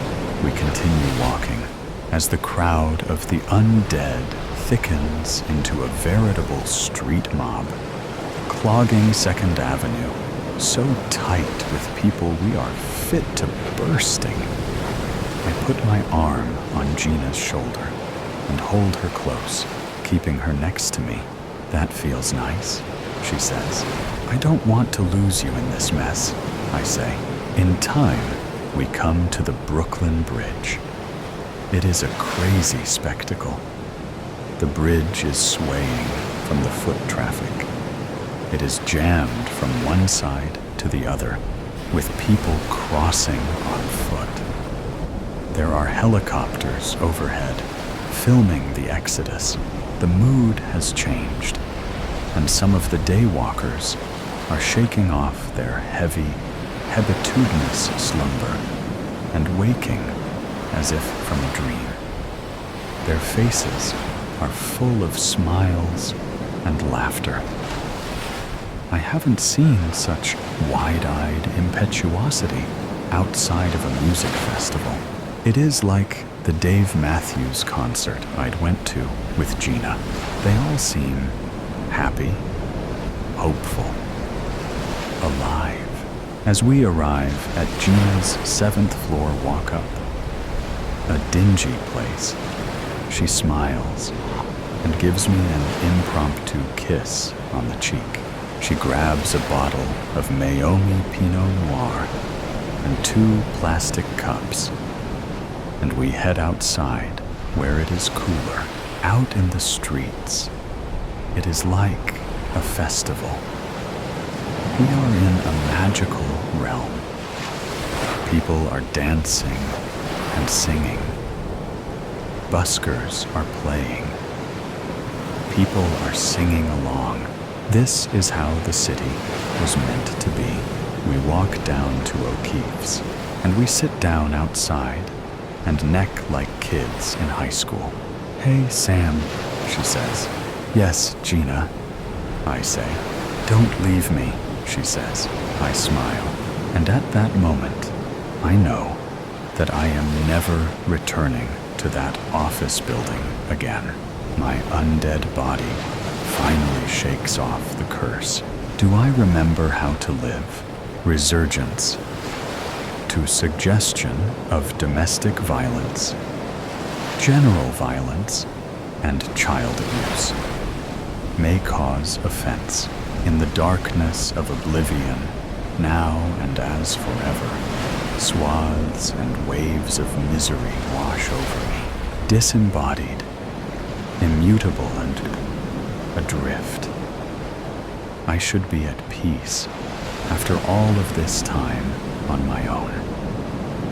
But the sounds of suffering and pain continue to assault me, as they have done since I was delivered from one prison to another, tethered by the constraints of many others.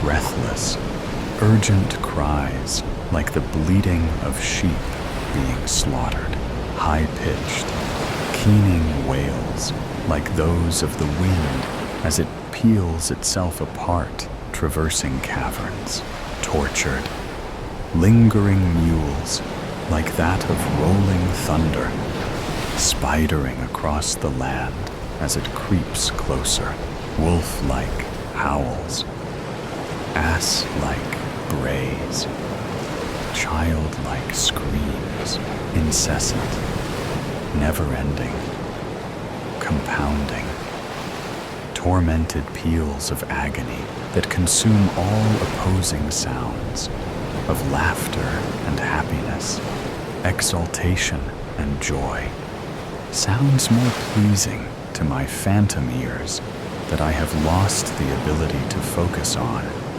as I endure relentless grief, alone in the dark, forever, and I cannot take it anymore.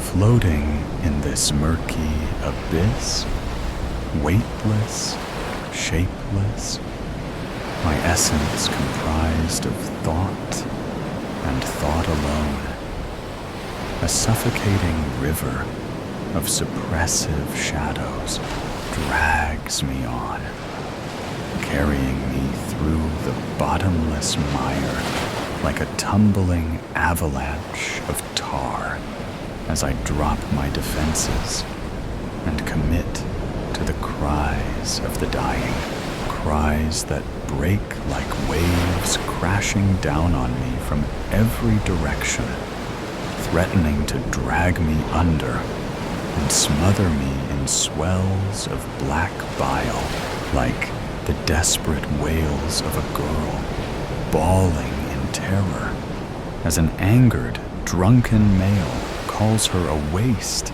a drain, a worthless piece of shit like her mother, the grief-stricken sobs of a boy, begging for forgiveness as a female voice of authority, dripping with sadistic glee, tells him he's a sinner and must pay.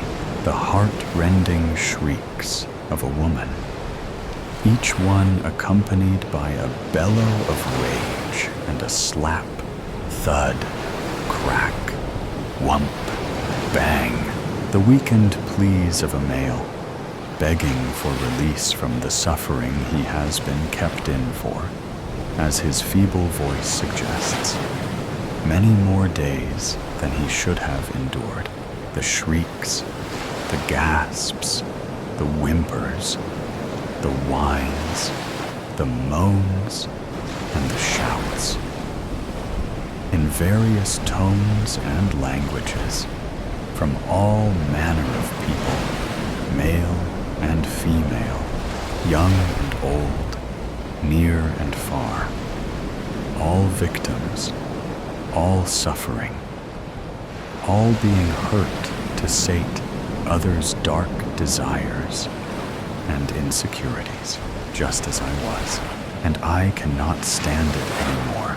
Something, one of those screams, one of those anguished choruses of pain, acts as a trigger, a catalyst, the very last heartbreak I can bear.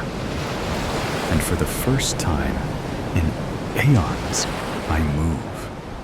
Or at least, I think of moving, for I do not have a form I can manipulate. Not in this realm, not on this plane of existence.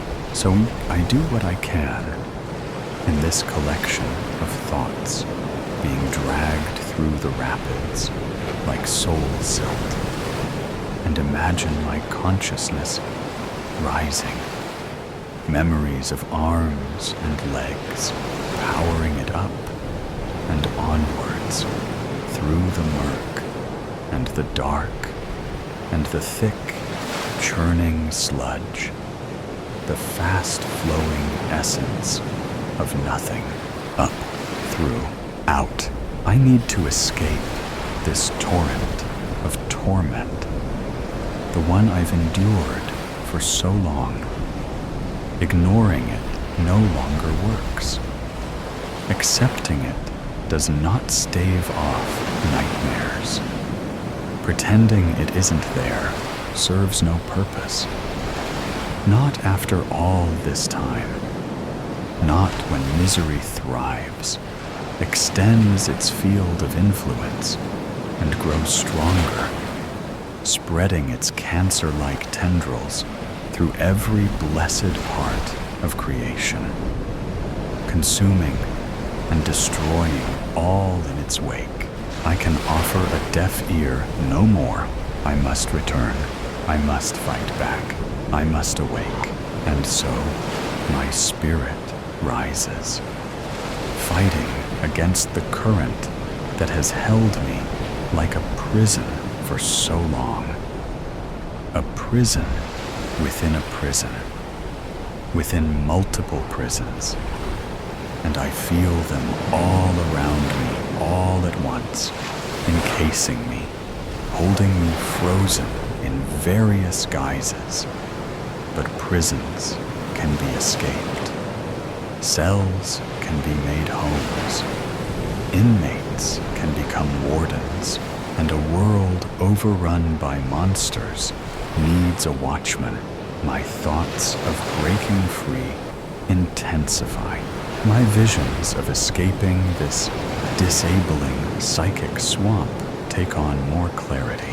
My imagination strengthens, and soon I can sense, feel, see the way out. The crusty underside to the surface of this chundering mass. My invisible arms reaching towards it, my non-existent fingers digging in, crumbling it like ash, and plunging through, slowing the flow of my conscience through raging waters of black noise. Imagined fingers, hands and arms push through and out of the abyss, of the darkness, of the afterflow. And then, as I visualize a head and shoulders I haven't possessed in an eternity, breaking the surface, my multitude of prisons close around me, as my spirit flows into them, and I stiffen, I take shape, I assume form and size and weight. I feel and hear everything with more urgency and emotion than before, and then, slowly, painfully, as I strain to force vision into unseeing eyes crafted by others, dozens at first, then hundreds.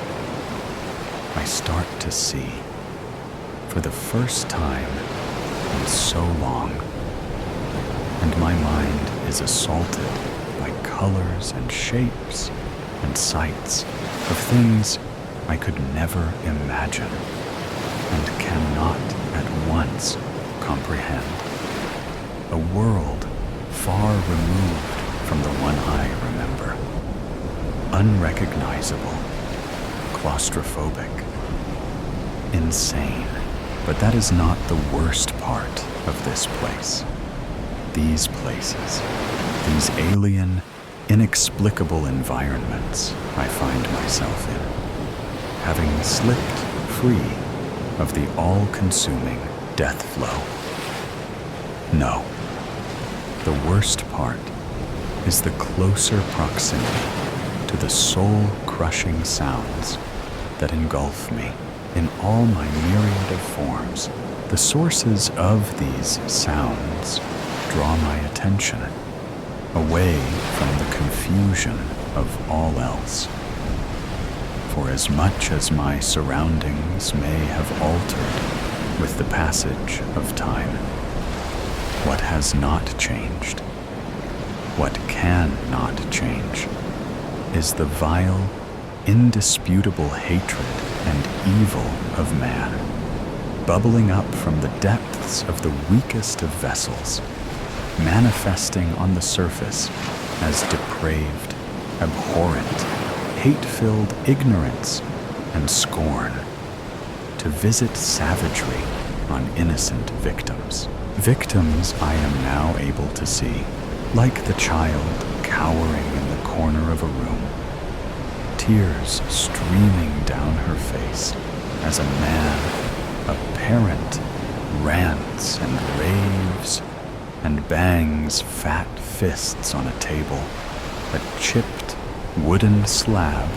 overladen with shiny metallic cylinders, some upright, others on their sides, others still twisted or crushed, like the woman, her clothing torn, her lip bloody, dark streaks running from eyes to chin, arms up to defend herself as a well-dressed male with a sneer on his lips and a glint in his eye swings a smooth, polished stick in her direction, laughing, taunting, telling her she's upset him for the last time, like the pimple-faced, heavy-set boy, sitting in the center of a room filled with tables and chairs, crying as one his own age stalks around him, laughing and spitting, kicking and punching his head like the nude male strapped to a wheeled bed, begging for his life in a concrete chamber illuminated by clacking, flickering light tubes, while a silent, masked individual stands by a table, selecting a serrated edge blade from a collection of knives, like the screaming baby in the cot, whose cries fall silent as a bleary-eyed woman drops a cushion, like the grime-covered girl chained to a wall, shrieking as her prison door opens and her captor shines a torch into her eyes, like the fear-stricken boy in the corner of a toy-filled room decorated with paintings of happy-looking characters in bright costumes, quivering and shaking as a wild-eyed banshee yells insults and curses and stomps like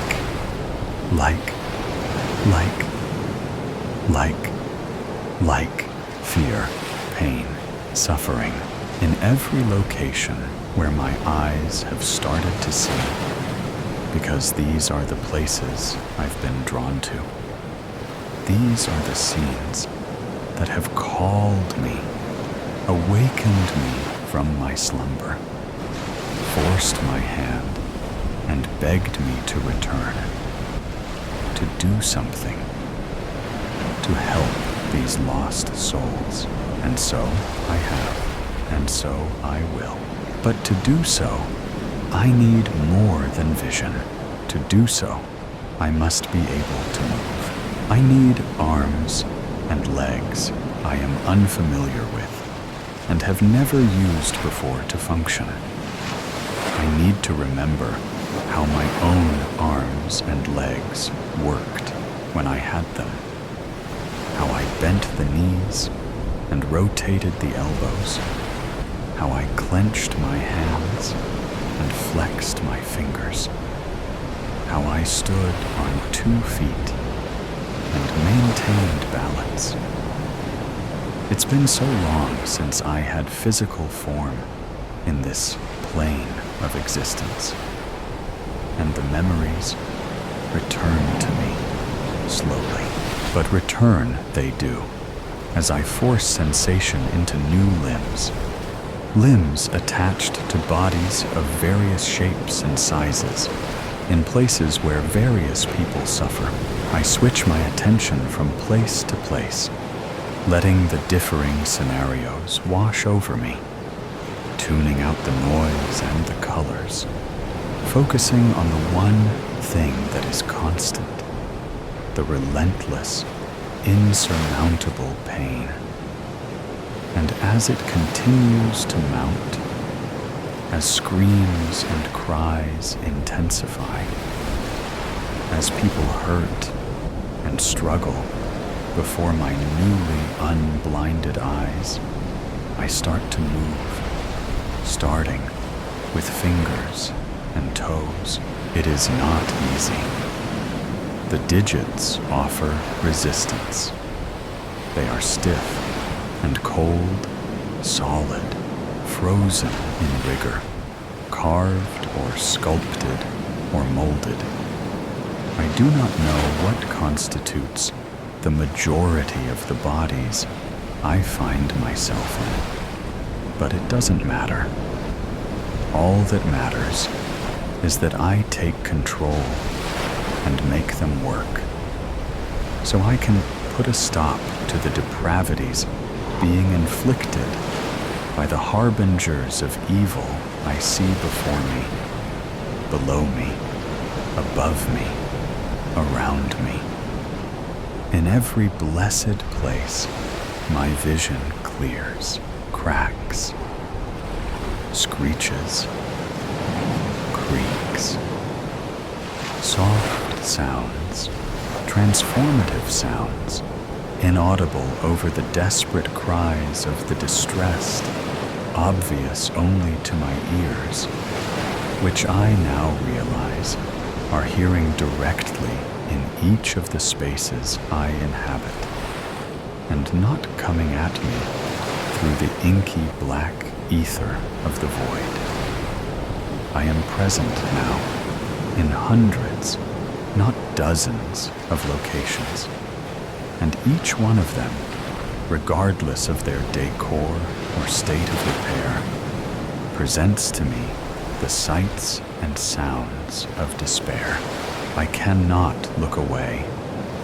I cannot unhear.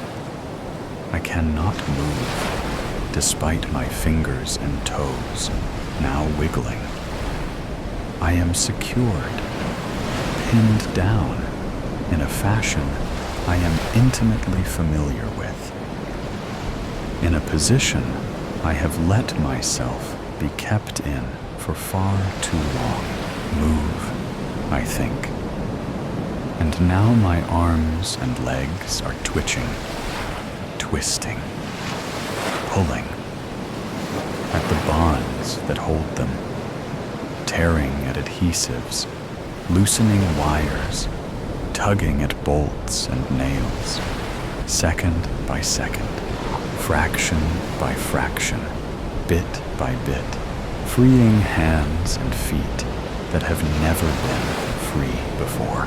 And not only that, I have sensation throughout my bodies, stomachs, chests, backs, heads, and I feel everything, all the stiffness and petrification, and I remember everything, all the wounds and pain, and I relive everything, all the indignities and humiliation, and I anger and intensify my efforts, bucking and jerking and wrenching my forms until they fall or drop or slide from where they rest, where they've waited, unmoving for so long. No more. My feet, at least, in many locations are free, or loose enough to set free with a little more effort. Effort I exert unconsciously, driven by desire to stop the violence being perpetrated before me. As freedom finds me, I get feet of various sizes underneath me and push myself up, ignoring the differing weights of my multitude of bodies and the burdens they carry, rising up in a dirty kitchen where a small child cries as blows are delivered by a father, in a flower-filled bedchamber where a battered female endures humiliating abuse, in a concrete basement where an unspeakable monster drives a knife into the side of a naked captive, in a tiled washroom where a crying male cowers, while a woman screams and shouts and swings a hammer, in shed where a girl is dragged to the ground by a laughing male, in a chapel, in a schoolhouse, in a barn, everywhere I awake, where there is suffering, and I advance, slowly, stiffly, on near rigid legs that fight my attempts to make them move. They do not operate like the ones I remember, nor do my arms, which is of benefit, as their rigidness makes it easier for me to wrench them away from what holds them, which I do as I stumble forward, pulling them loose, allowing the restraints to clatter, thud, clang to assorted floors, setting me free, and more than that, providing me with arms. The objects I find behind me when I turn are mostly heavy, some with sharp edges, some blunt, made of metal or wood or substances with which I am not familiar. It doesn't matter. My hands have been released. My arms have been liberated. And as the screaming and crying and tearful, breathless howling rattles on, I take a moment to master control of my upper limbs, to flex them and bend them and maneuver, to lift the cargo I've unloaded into my hands. Everywhere I now exist with agency. Everywhere I now have the means by which to end hateful, needless suffering and punish the wicked with judgment and divine retribution, weapons in hand, bodies softened, arms and legs moving freely in response to my thoughts. I focus on the evil and make myself charge forward in hundreds of places, thousands of places, rooms and chambers and enclosures in locations all over this God-forsaken world. One I thought I'd left behind forever. I charge.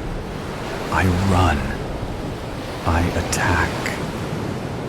Unnatural power from the afterflow filling my army of one, launching me into the air at the darkness, fueled monsters that visit death and destruction on their fellow man. Some of them turn, alerted to my presence by sound or flicker of movement, surprise in their eyes as they see what is coming, confusion as they try to comprehend, horror as they grasp the true meaning, while I soar through the air toward their throats. Some even splutter my name, and it is interesting to note they remember me. Others remain ignorant and oblivious till the end, too enthralled by their wickedness and the horrible acts they are committing to notice me jump onto their backs, clamber up to their shoulders, take position there while brandishing miniature crosses like holy swords, long forgotten power surging through them, long unused miracle filling them up. And then I put a stop to it all. The torment, the unholy, the fear, the pain and the suffering, the eternal, agonizing screams. I put an end to it all by driving my sanctified tools of cleansing into the jugulars of those committing these atrocities, and I suck out their malignant souls, imprisoning them within the symbolic means of my persecution, the recreations of the cross upon which I myself was tortured, the prison on which I suffered and died. Now my means to grant mercy to the masses and punish the evil that has consumed the world. And as my army of effigies, the countless numbers of cells that house my splintered soul, fall from backs and shoulders, as monsters expire while I drop to a multitude of floors, their contaminated, pain-inflicting bodies drained of evil. I watch gratitude and hope, wonder and amazement flood the tear-filled eyes of the lambs I have saved from their slaughter, forcing man-made lips of bronze, wood, silver, and mortar crack apart and curl into a smile. I've been gone, but I've returned, and I won't revisit oblivion until the world I was once sent to teach has at last found peace. The shadow, the night, was silent, draped in an inky darkness that swallowed the world outside the small security room. I sat alone, surrounded by an array of flickering screens that illuminated my face in a ghastly blue glow. The hum of the surveillance equipment was the only sound in the room, its monotony broken only by the occasional creak of the building settling or the distant wail of a siren. I was the lone sentinel, tasked with safeguarding the premises during the bewitching hours of the night shift. Hours had passed since I settled into my chair, my eyes diligently scanning the labyrinthine halls and desolate rooms of the building. Everything appeared as it should, empty, lifeless, and eerily quiet. But as the clock ticked deeper into the night, a sense of unease settled in the pit of my stomach. The air seemed charged with a palpable tension, as if something sinister lurked just beyond the reach of the camera lenses. I leaned forward, adjusting my seat and peering closer at one of the monitors. In the dim light, the corridor appeared to stretch endlessly, the flickering fluorescent lights casting long, ominous shadows on the walls. As my eyes darted across the screen, I saw a movement, a mere blur at the edge of the frame. My breath caught in my throat, and I focused on the camera, my heart pounding. There, in the grainy black and white footage, was a figure. It was tall and gaunt, its features obscured by shadows. The figure moved slowly, almost purposefully, down the hallway, its gait uneven and unsettling. I squinted, trying to make out any distinguishing features, but the face remained hidden. Shrouded in darkness, a shiver crept up my spine as I grabbed the radio at my side. Central, this is security. I've got a visual on an unidentified person in Corridor C. I need backup. Static crackled before a voice responded, thick with sleep. Copy that. We're sending someone your way. Stay on the line. I nodded, my eyes never leaving the screen. The figure continued its eerie saunter, disappearing momentarily from one camera's view, only to reappear on another. It seemed to be toying with me, always staying just out of clear sight. A phantom in the night. Minutes dragged on like hours as I awaited the arrival of my colleagues. The figure persisted in its haunting stroll, growing closer to the main entrance with every passing moment.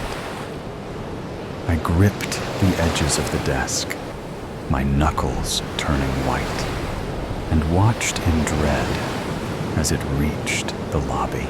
As if sensing my gaze, the figure turned its head toward the camera, and I gasped. Its eyes, 2 points of cold, blue light, glowed in the darkness, fixated on the lens, as if it could see me. I recoiled, my heart pounding so loudly that I could hear it in my ears. Central? It's looking at the camera, I stammered into the radio. I need someone here now. The response was a garbled mess of static and fragmented words. Desperation clawed at me as I watched the figure approach the security room. It moved with an unnatural grace, its movements silent and deliberate. My fingers fumbled for the door lock, and I managed to secure it just as the figure reached the hallway outside. The lights flickered, casting eerie shadows across the room, and I pressed myself against the wall, my breath shallow and rapid. I could hear its footsteps now, soft but deliberate, as it approached the door. Each step sent a chill down my spine, and I prayed that the lock would hold. The figure stopped just outside the door, and I held my breath, willing myself to be invisible. Through the frosted glass window, I saw its silhouette, tall and imposing. Its hand reached out, fingers curling around the doorknob. I bit down hard on my lip to stifle a scream. My entire body tensed, ready to bolt at a moment's notice. Seconds stretched into an eternity before the figure withdrew its hand, and I heard its footsteps fading away down the corridor. Relief washed over me, but it was short-lived. The building seemed to groan and sigh around me, the very walls whispering secrets that I couldn't comprehend. Summoning my courage, I cautiously unlocked the door and peeked into the hallway. It was empty, devoid of any signs of the figure. I hesitated for a moment before venturing out, my flashlight casting shaky beams of light across the walls. The air was thick with a sense of dread, and I could feel unseen eyes watching my every move. I retraced the figure's steps, my footsteps echoing in the empty corridors. Each flickering light and distant sound sent my heart racing. I couldn't shake the feeling that I was being followed, that the figure was still there, just out of sight, waiting for the perfect moment to strike. I finally reached the lobby, my eyes scanning the area for any signs of movement. The room was still, the silence broken only by the distant wail of sirens. I let out a shaky breath, my nerves frayed to the breaking point. Whatever had been in the building with me was gone, but its presence lingered, a haunting memory etched into the very walls. I made my way back to the security room, my steps quickening with each passing moment. As I entered, I glanced at the monitors, half expecting to see the figure staring back at me. But the screens were empty, showing only the empty halls and deserted rooms. I sank into my chair, my hands trembling as I reached for the radio. Central, this is security. I think it's gone. I don't know what it was, but it's gone now. The response was a crackle of static. And then a voice came through, tinged with concern. Are you all right? Do you need medical assistance? I hesitated for a moment before shaking my head, even though I felt far from all right. No, I'm fine. Just shaken up. I'll be okay. The sun began to rise, casting a faint light through the windows and dispelling the darkness that had settled over the building. My relief was palpable, but the memory of that night would forever haunt my dreams. I had come face to face with something beyond explanation, something that defied logic and reason. As the day shift arrived to relieve me, I gathered my belongings and made my way to the exit. The building, once familiar and comforting, now felt alien and menacing. I stepped out into the daylight, the warmth of the sun, a stark contrast to the cold grip of fear that still clung to me. I glanced back at the building one last time, my eyes drawn to the security room window. For a brief moment, I thought I saw a flicker of movement inside, a shadowy figure standing amidst the monitors. But it was gone in an instant, leaving me to wonder if it had ever been there at all. I walked away, my footsteps quickening with every step. The world around me seemed to blur, the events of the night replaying in my mind like a nightmare. I didn't know what I had encountered, and I wasn't sure I wanted to. Some things, it seemed, were better left in the darkness, where they belonged. Subconscious convictions. They say in the moment of tragedy, time slows down. During those precious seconds, the mind accelerates. Your surroundings are a blur and disappear as your attention turns inward. You consider the events that led you to this point and what you could or should have done different. You consider who this will affect. You're suddenly acutely aware of every regret you have.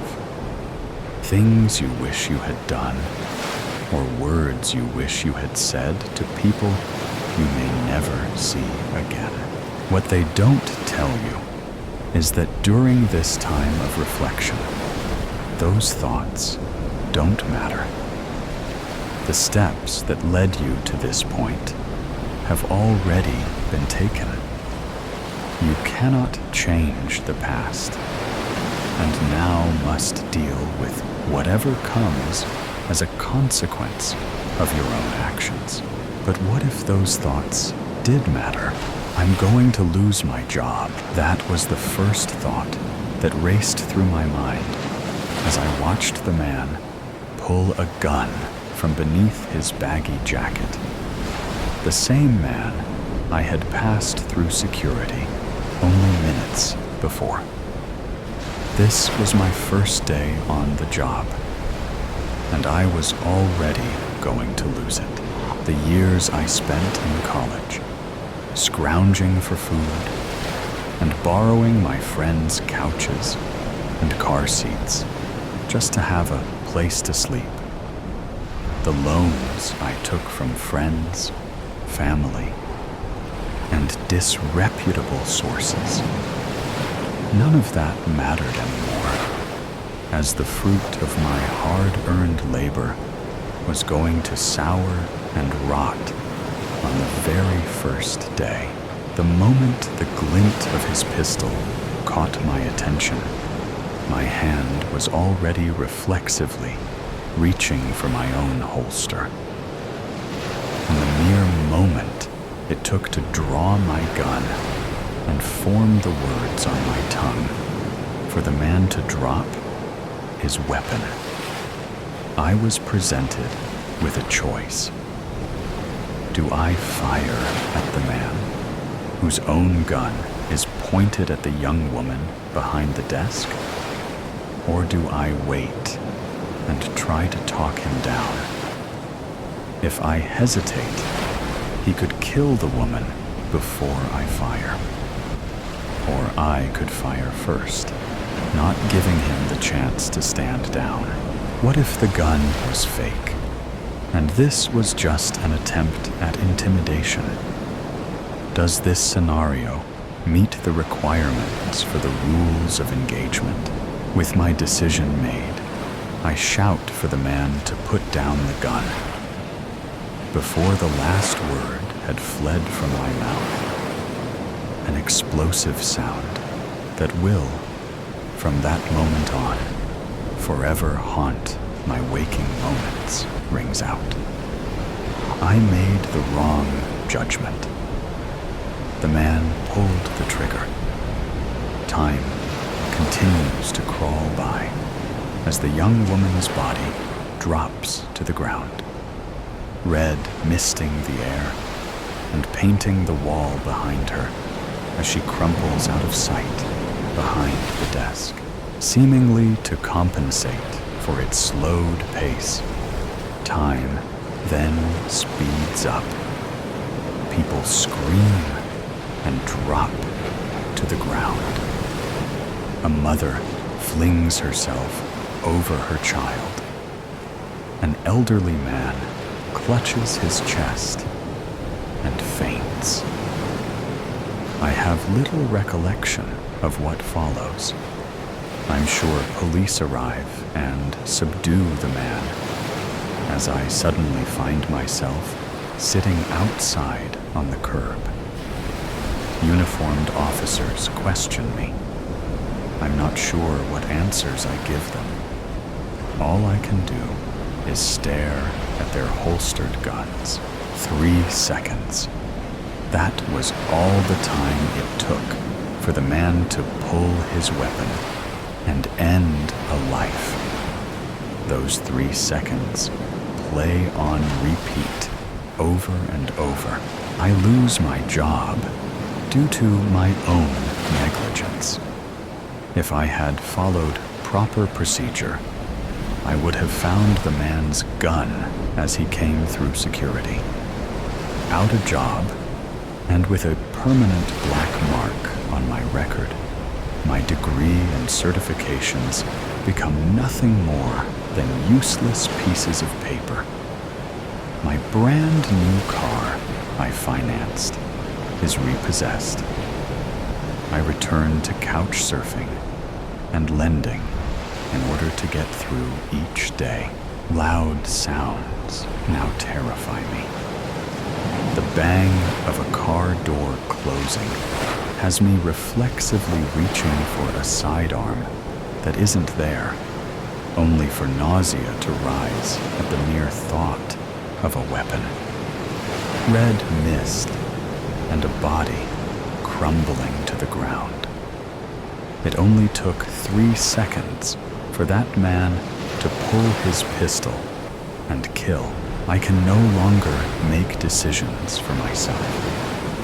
I fear that whatever choice I make will be the wrong one, somehow causing another life to end. Second-guessing every move I make completely overwhelms my day-to-day actions.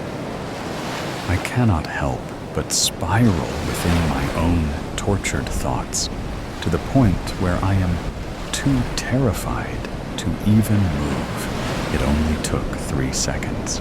The instant the man pulled the gun from his jacket, instinct led me to grab my son, push him to the tile floor, and cover his small body with my own. The only thought racing through my mind was his protection. Having only recently lost his father, I couldn't fathom losing Evan as well. A spray of red. The body of a young woman falling to the floor. The thud of her body colliding with tile echoing in my head. What if that had been Evan? What if he were older and the one working behind the desk when someone decided that they would end his life? Who would have protected him if I wasn't here? The security guard by the door, frozen with his gun raised, solidifies my resolve that no one can protect Evan like I can. It takes 3 police officers to pry me from my son's protection. Only after several reassurances that the gunman has been subdued and that we are safe am I willing to detach myself from Evan. Sweeping my sobbing 4-year-old into my arms, I hold him close as I provide the police with my statement, receive the okay from medical personnel to leave, and speed the safety of our small home. That could have been Evan standing behind the counter. No one can protect him like I can. With school shootings, a very real possibility. I pull Evan out of school just in case. I find a new job and that will allow me to work from home while homeschooling at the same time. Groceries are delivered to the house. Contact-free, of course. The only times I find myself not being able to avoid leaving the safety of our home are for regular visits to the doctor's office. I put these off for as long as I can without risking Evan's health. Every individual we pass is a threat, as who knows what weapons they carry, hidden beneath their clothing. Who knows what intentions they may have, or when they might decide to take their frustrations out on my innocent child. A local news broadcast covers the story of an injured criminal waking during surgery and attacking the caretakers and 2 bystanders. What if Evan and I had been there for an appointment? Even the hospitals weren't safe anymore. I called and canceled Evan's upcoming checkup. The doctor's office called at least once a day for a week straight to reschedule Evan's appointment. I let every call ring to voicemail. I know what is best for Evan. No one can protect him like I can. The phone calls eventually stop. The following week, 2 police officers arrive at our house, claiming the hospital staff called, asking for them to ensure we were okay.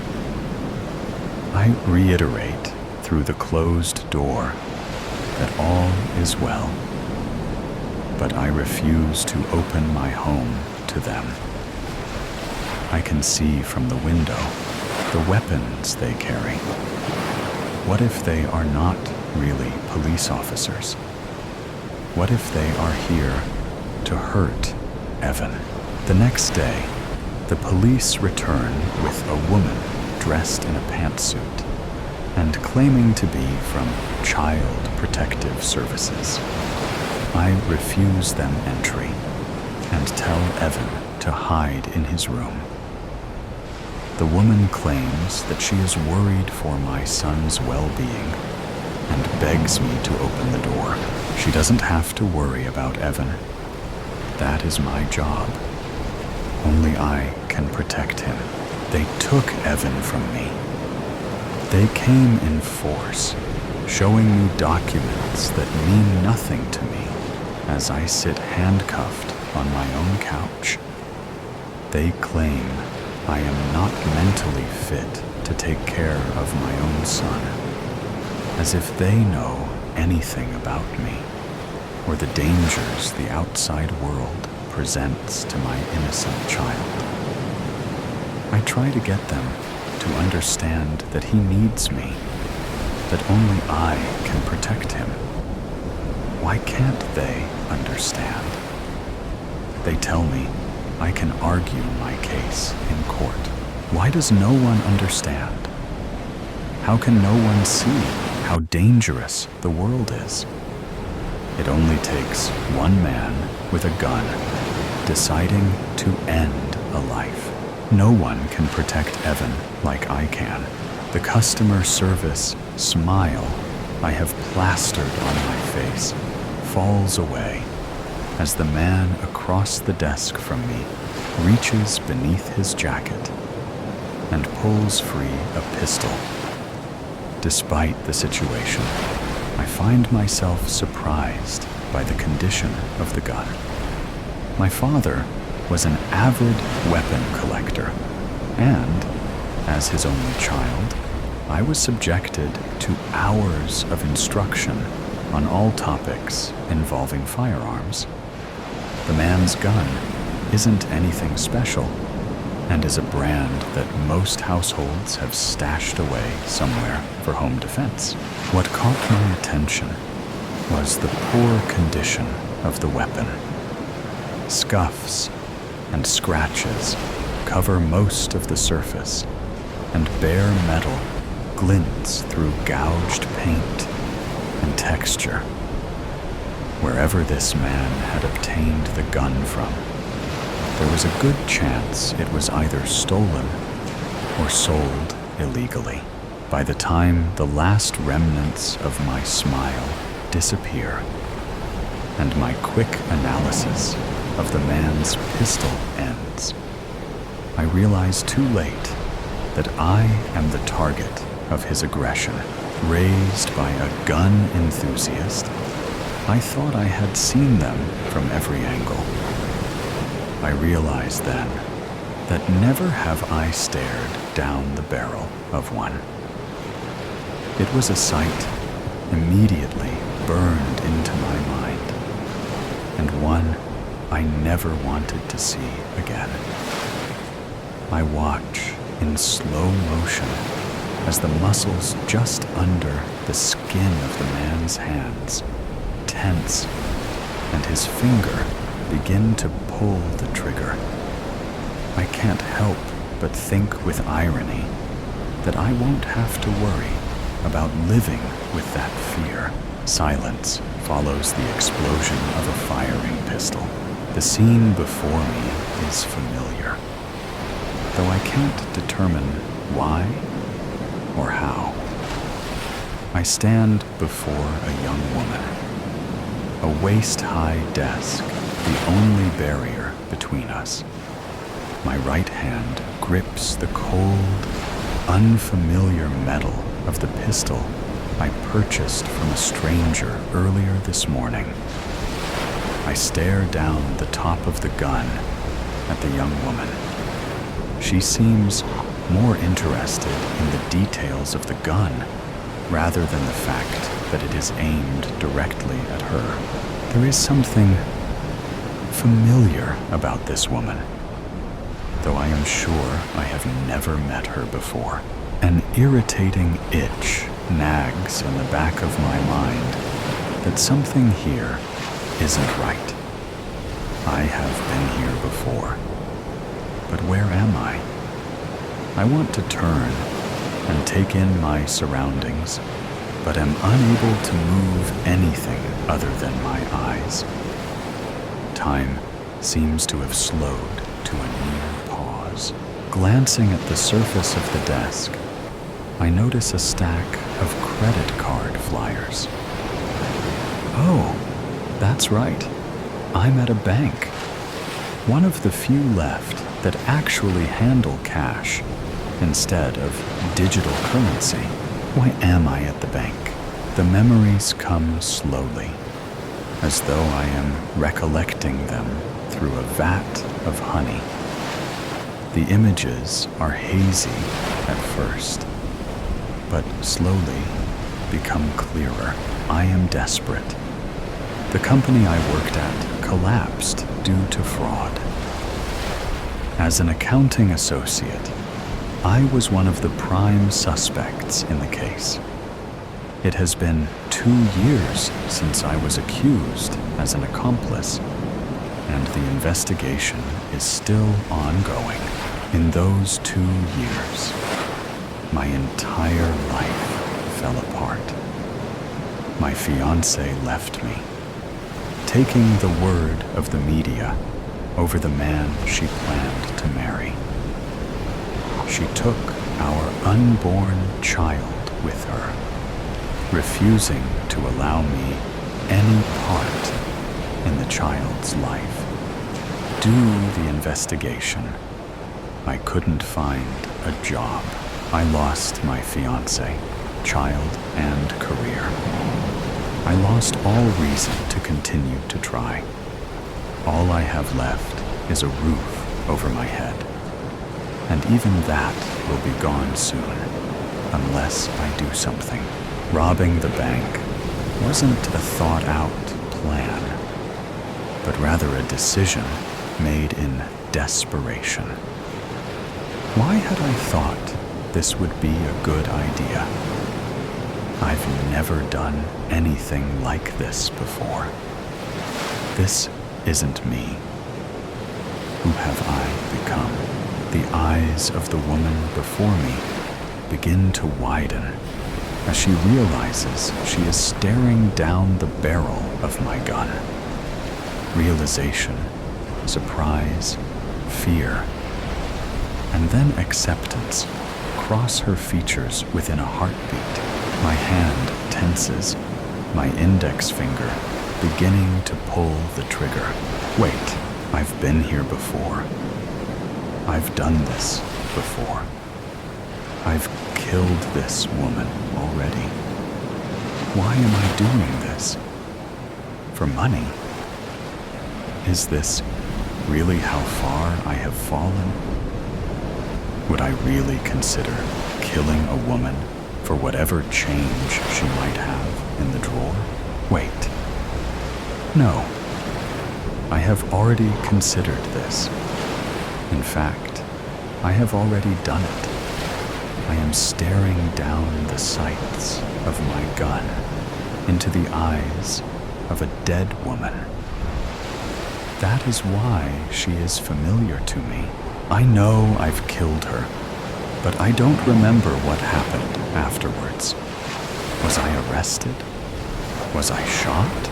Glancing to my right, I notice a woman in the process of throwing herself over a young boy.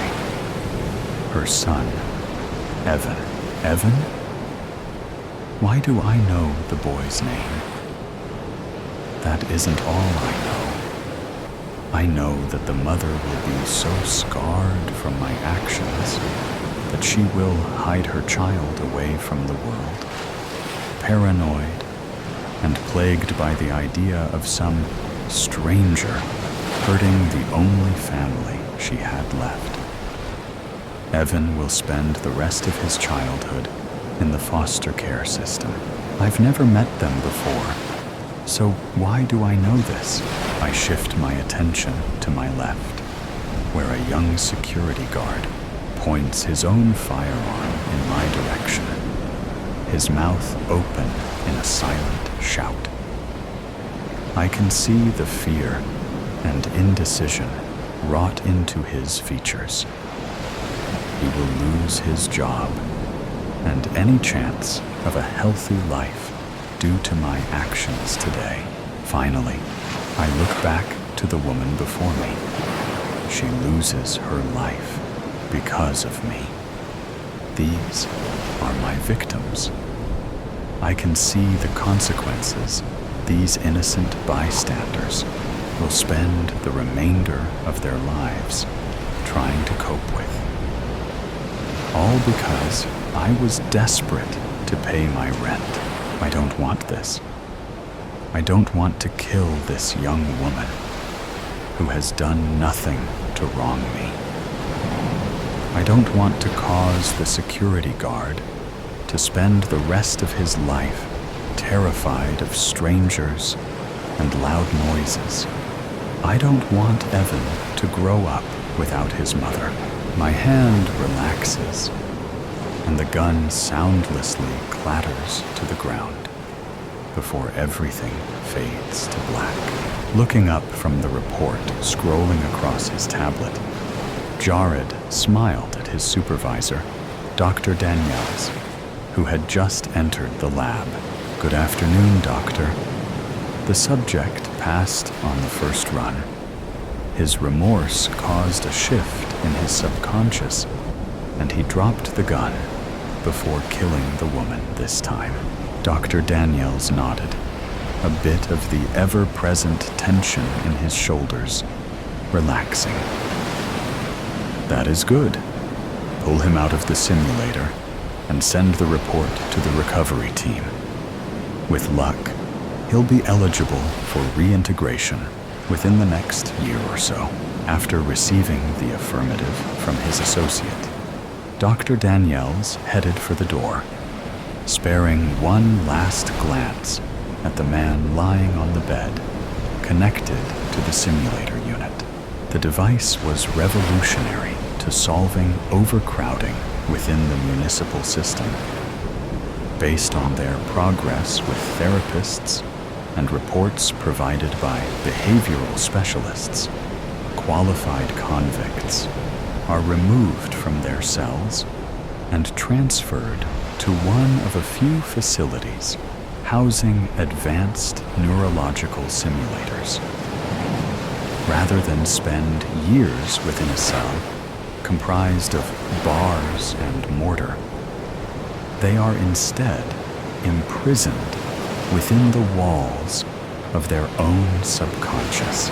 They are then subjected to relive the events of the crime they committed, as well as experience firsthand the impact their misconduct left on their victims. The results were astounding, proving that remorse and guilt, if stressed on a deeply subconscious level, could change the morality of an individual. Rather than spend the remainder of their lives behind bars, these ex-convicts would receive a second chance. Depending on their results after undergoing intense therapy, they would be allowed to reintegrate into a controlled section of society, a sector that was developed specifically for these individuals. They would not be allowed to return to the public, as retribution is still demanded for their actions. They would, however, be provided the opportunity to work in their chosen profession, earn a wage, and make something better of themselves while serving out the remainder of their sentence. Tearing his gaze from the man lying in the hospital bed, Dr. Daniels stepped out of the room and headed for the next lab. Watchers. The asylum's security surveillance room was a claustrophobic chamber adorned with peeling wallpaper, crumbling shelves stacked with aged records, a small wooden desk, and an uncomfortable metal chair that creaked under the most minute amount of weight. A single rotary dial telephone sat on the desk. A thick layer of dust covered every surface but the desk and chair. The dim overhead light bulb flickered sporadically, casting eerie shadows across the aging linoleum floor that peeled in the corners. The centerpiece of this dilapidated room was a massive wall lined with outdated grayscale CCTV monitors.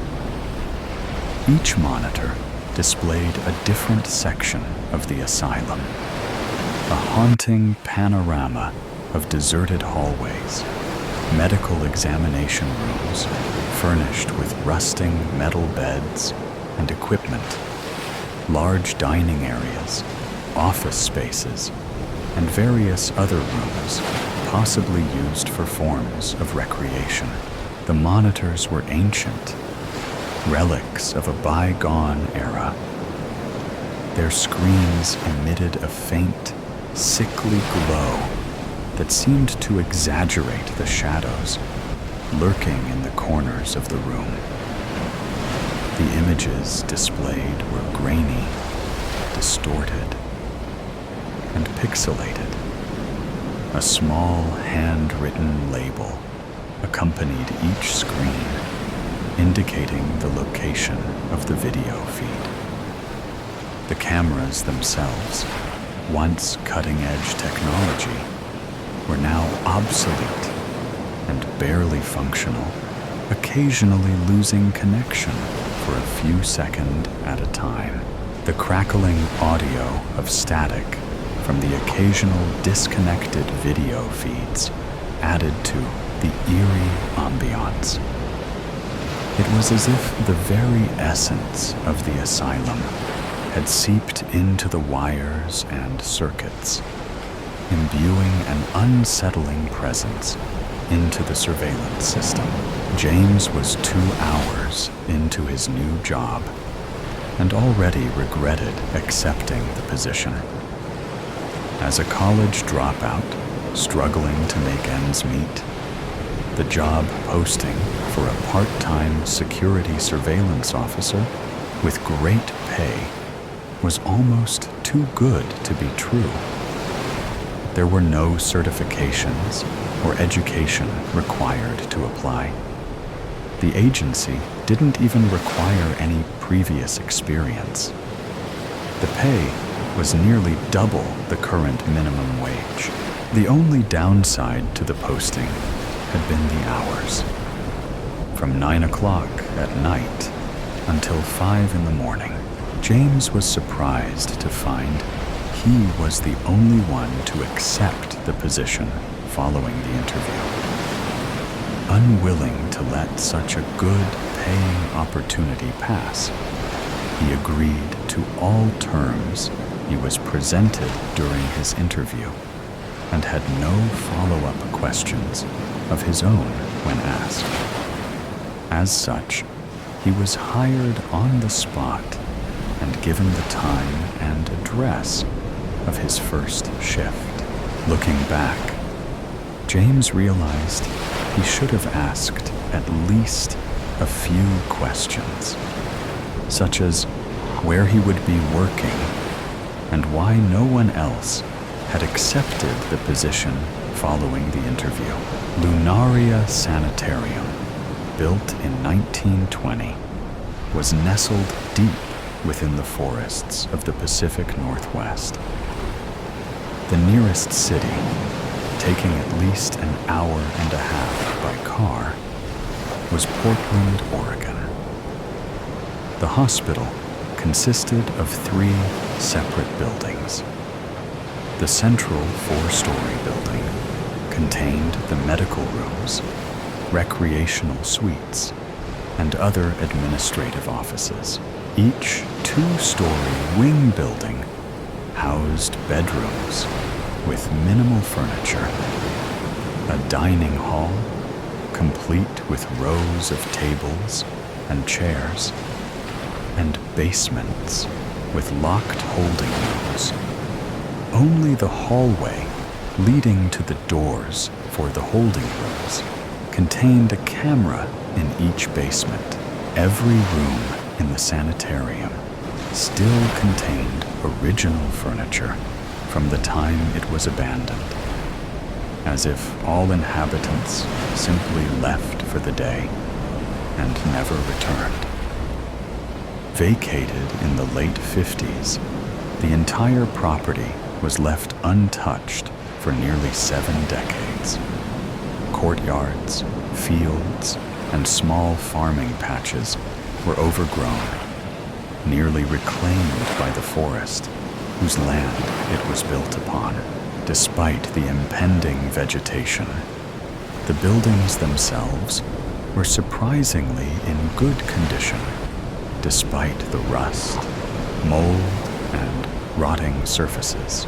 Upon relieving the daytime officer at 9 o'clock, a gangly old man who provided no explanation of his duties other than not to fall asleep, James settled in for a long night. The metal chair behind the desk protested against his weight, and he made a mental note to bring a cushion for his next shift, figuring he would need help staying awake and being kept from boredom.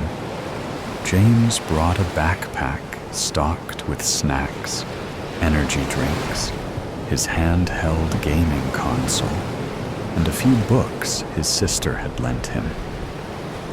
He had debated whether or not he would get in trouble for playing games or reading while on duty. But how hard could watching screens of empty rooms be? Surely he would get in more trouble for falling asleep rather than being partially distracted. Gaze darting between monitors on the wall before him, A sense of unease settled deep within his gut. The screens were grainy and out of focus, an occasional ripple in the feed, giving the effect of movement and catching his attention.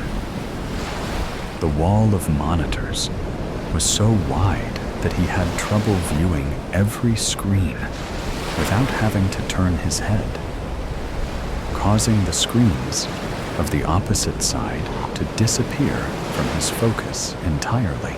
As the minutes ticked by with no changes, James relaxed and pulled his gaming console from his pack. He kept the volume low, just in case, and was careful to peek at the screens between each level of his game.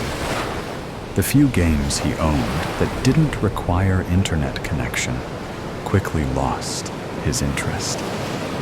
He glanced at the time on his cell phone. 10:30. An hour and a half into his shift, and he was already bored. As James reached for his backpack, the scratchy sound of static caught his attention. One of the screens in the top row, which was labeled East Wing Dining Hall, showed nothing but black, gray, and white interference. Heart leaping into his throat, James watched as the lines danced across the screen. Less than a handful of seconds later, the feed resumed, and he was presented again with long rows of tables and chairs. Breathing a sigh of relief, James slumped back into his chair, the metal groaning in protest. Waiting for his heart rate to settle, James took in the creepy aspects of the dining hall, showing through the feed. Long, wooden tables made up a majority of the space, looking to be made of one solid piece of wood. James could only imagine how heavy they must be. Chairs dotted the spaces between the tables, all pulled out and looked to have been haphazardly pushed around, a few even laying on their sides. In the far left corner of the room, a single door stood open, leading to the hallway beyond. James's attention fixated on the chairs. Had they been pushed out from the tables before?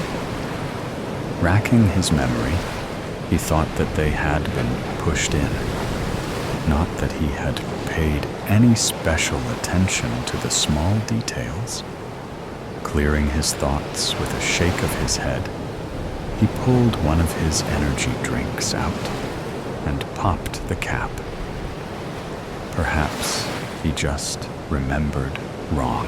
While sipping the carbonated liquid energy, James pulled out a notebook and pen and began taking notes on the condition of each room, more for the peace of his own mind and to pass the time than any other reason.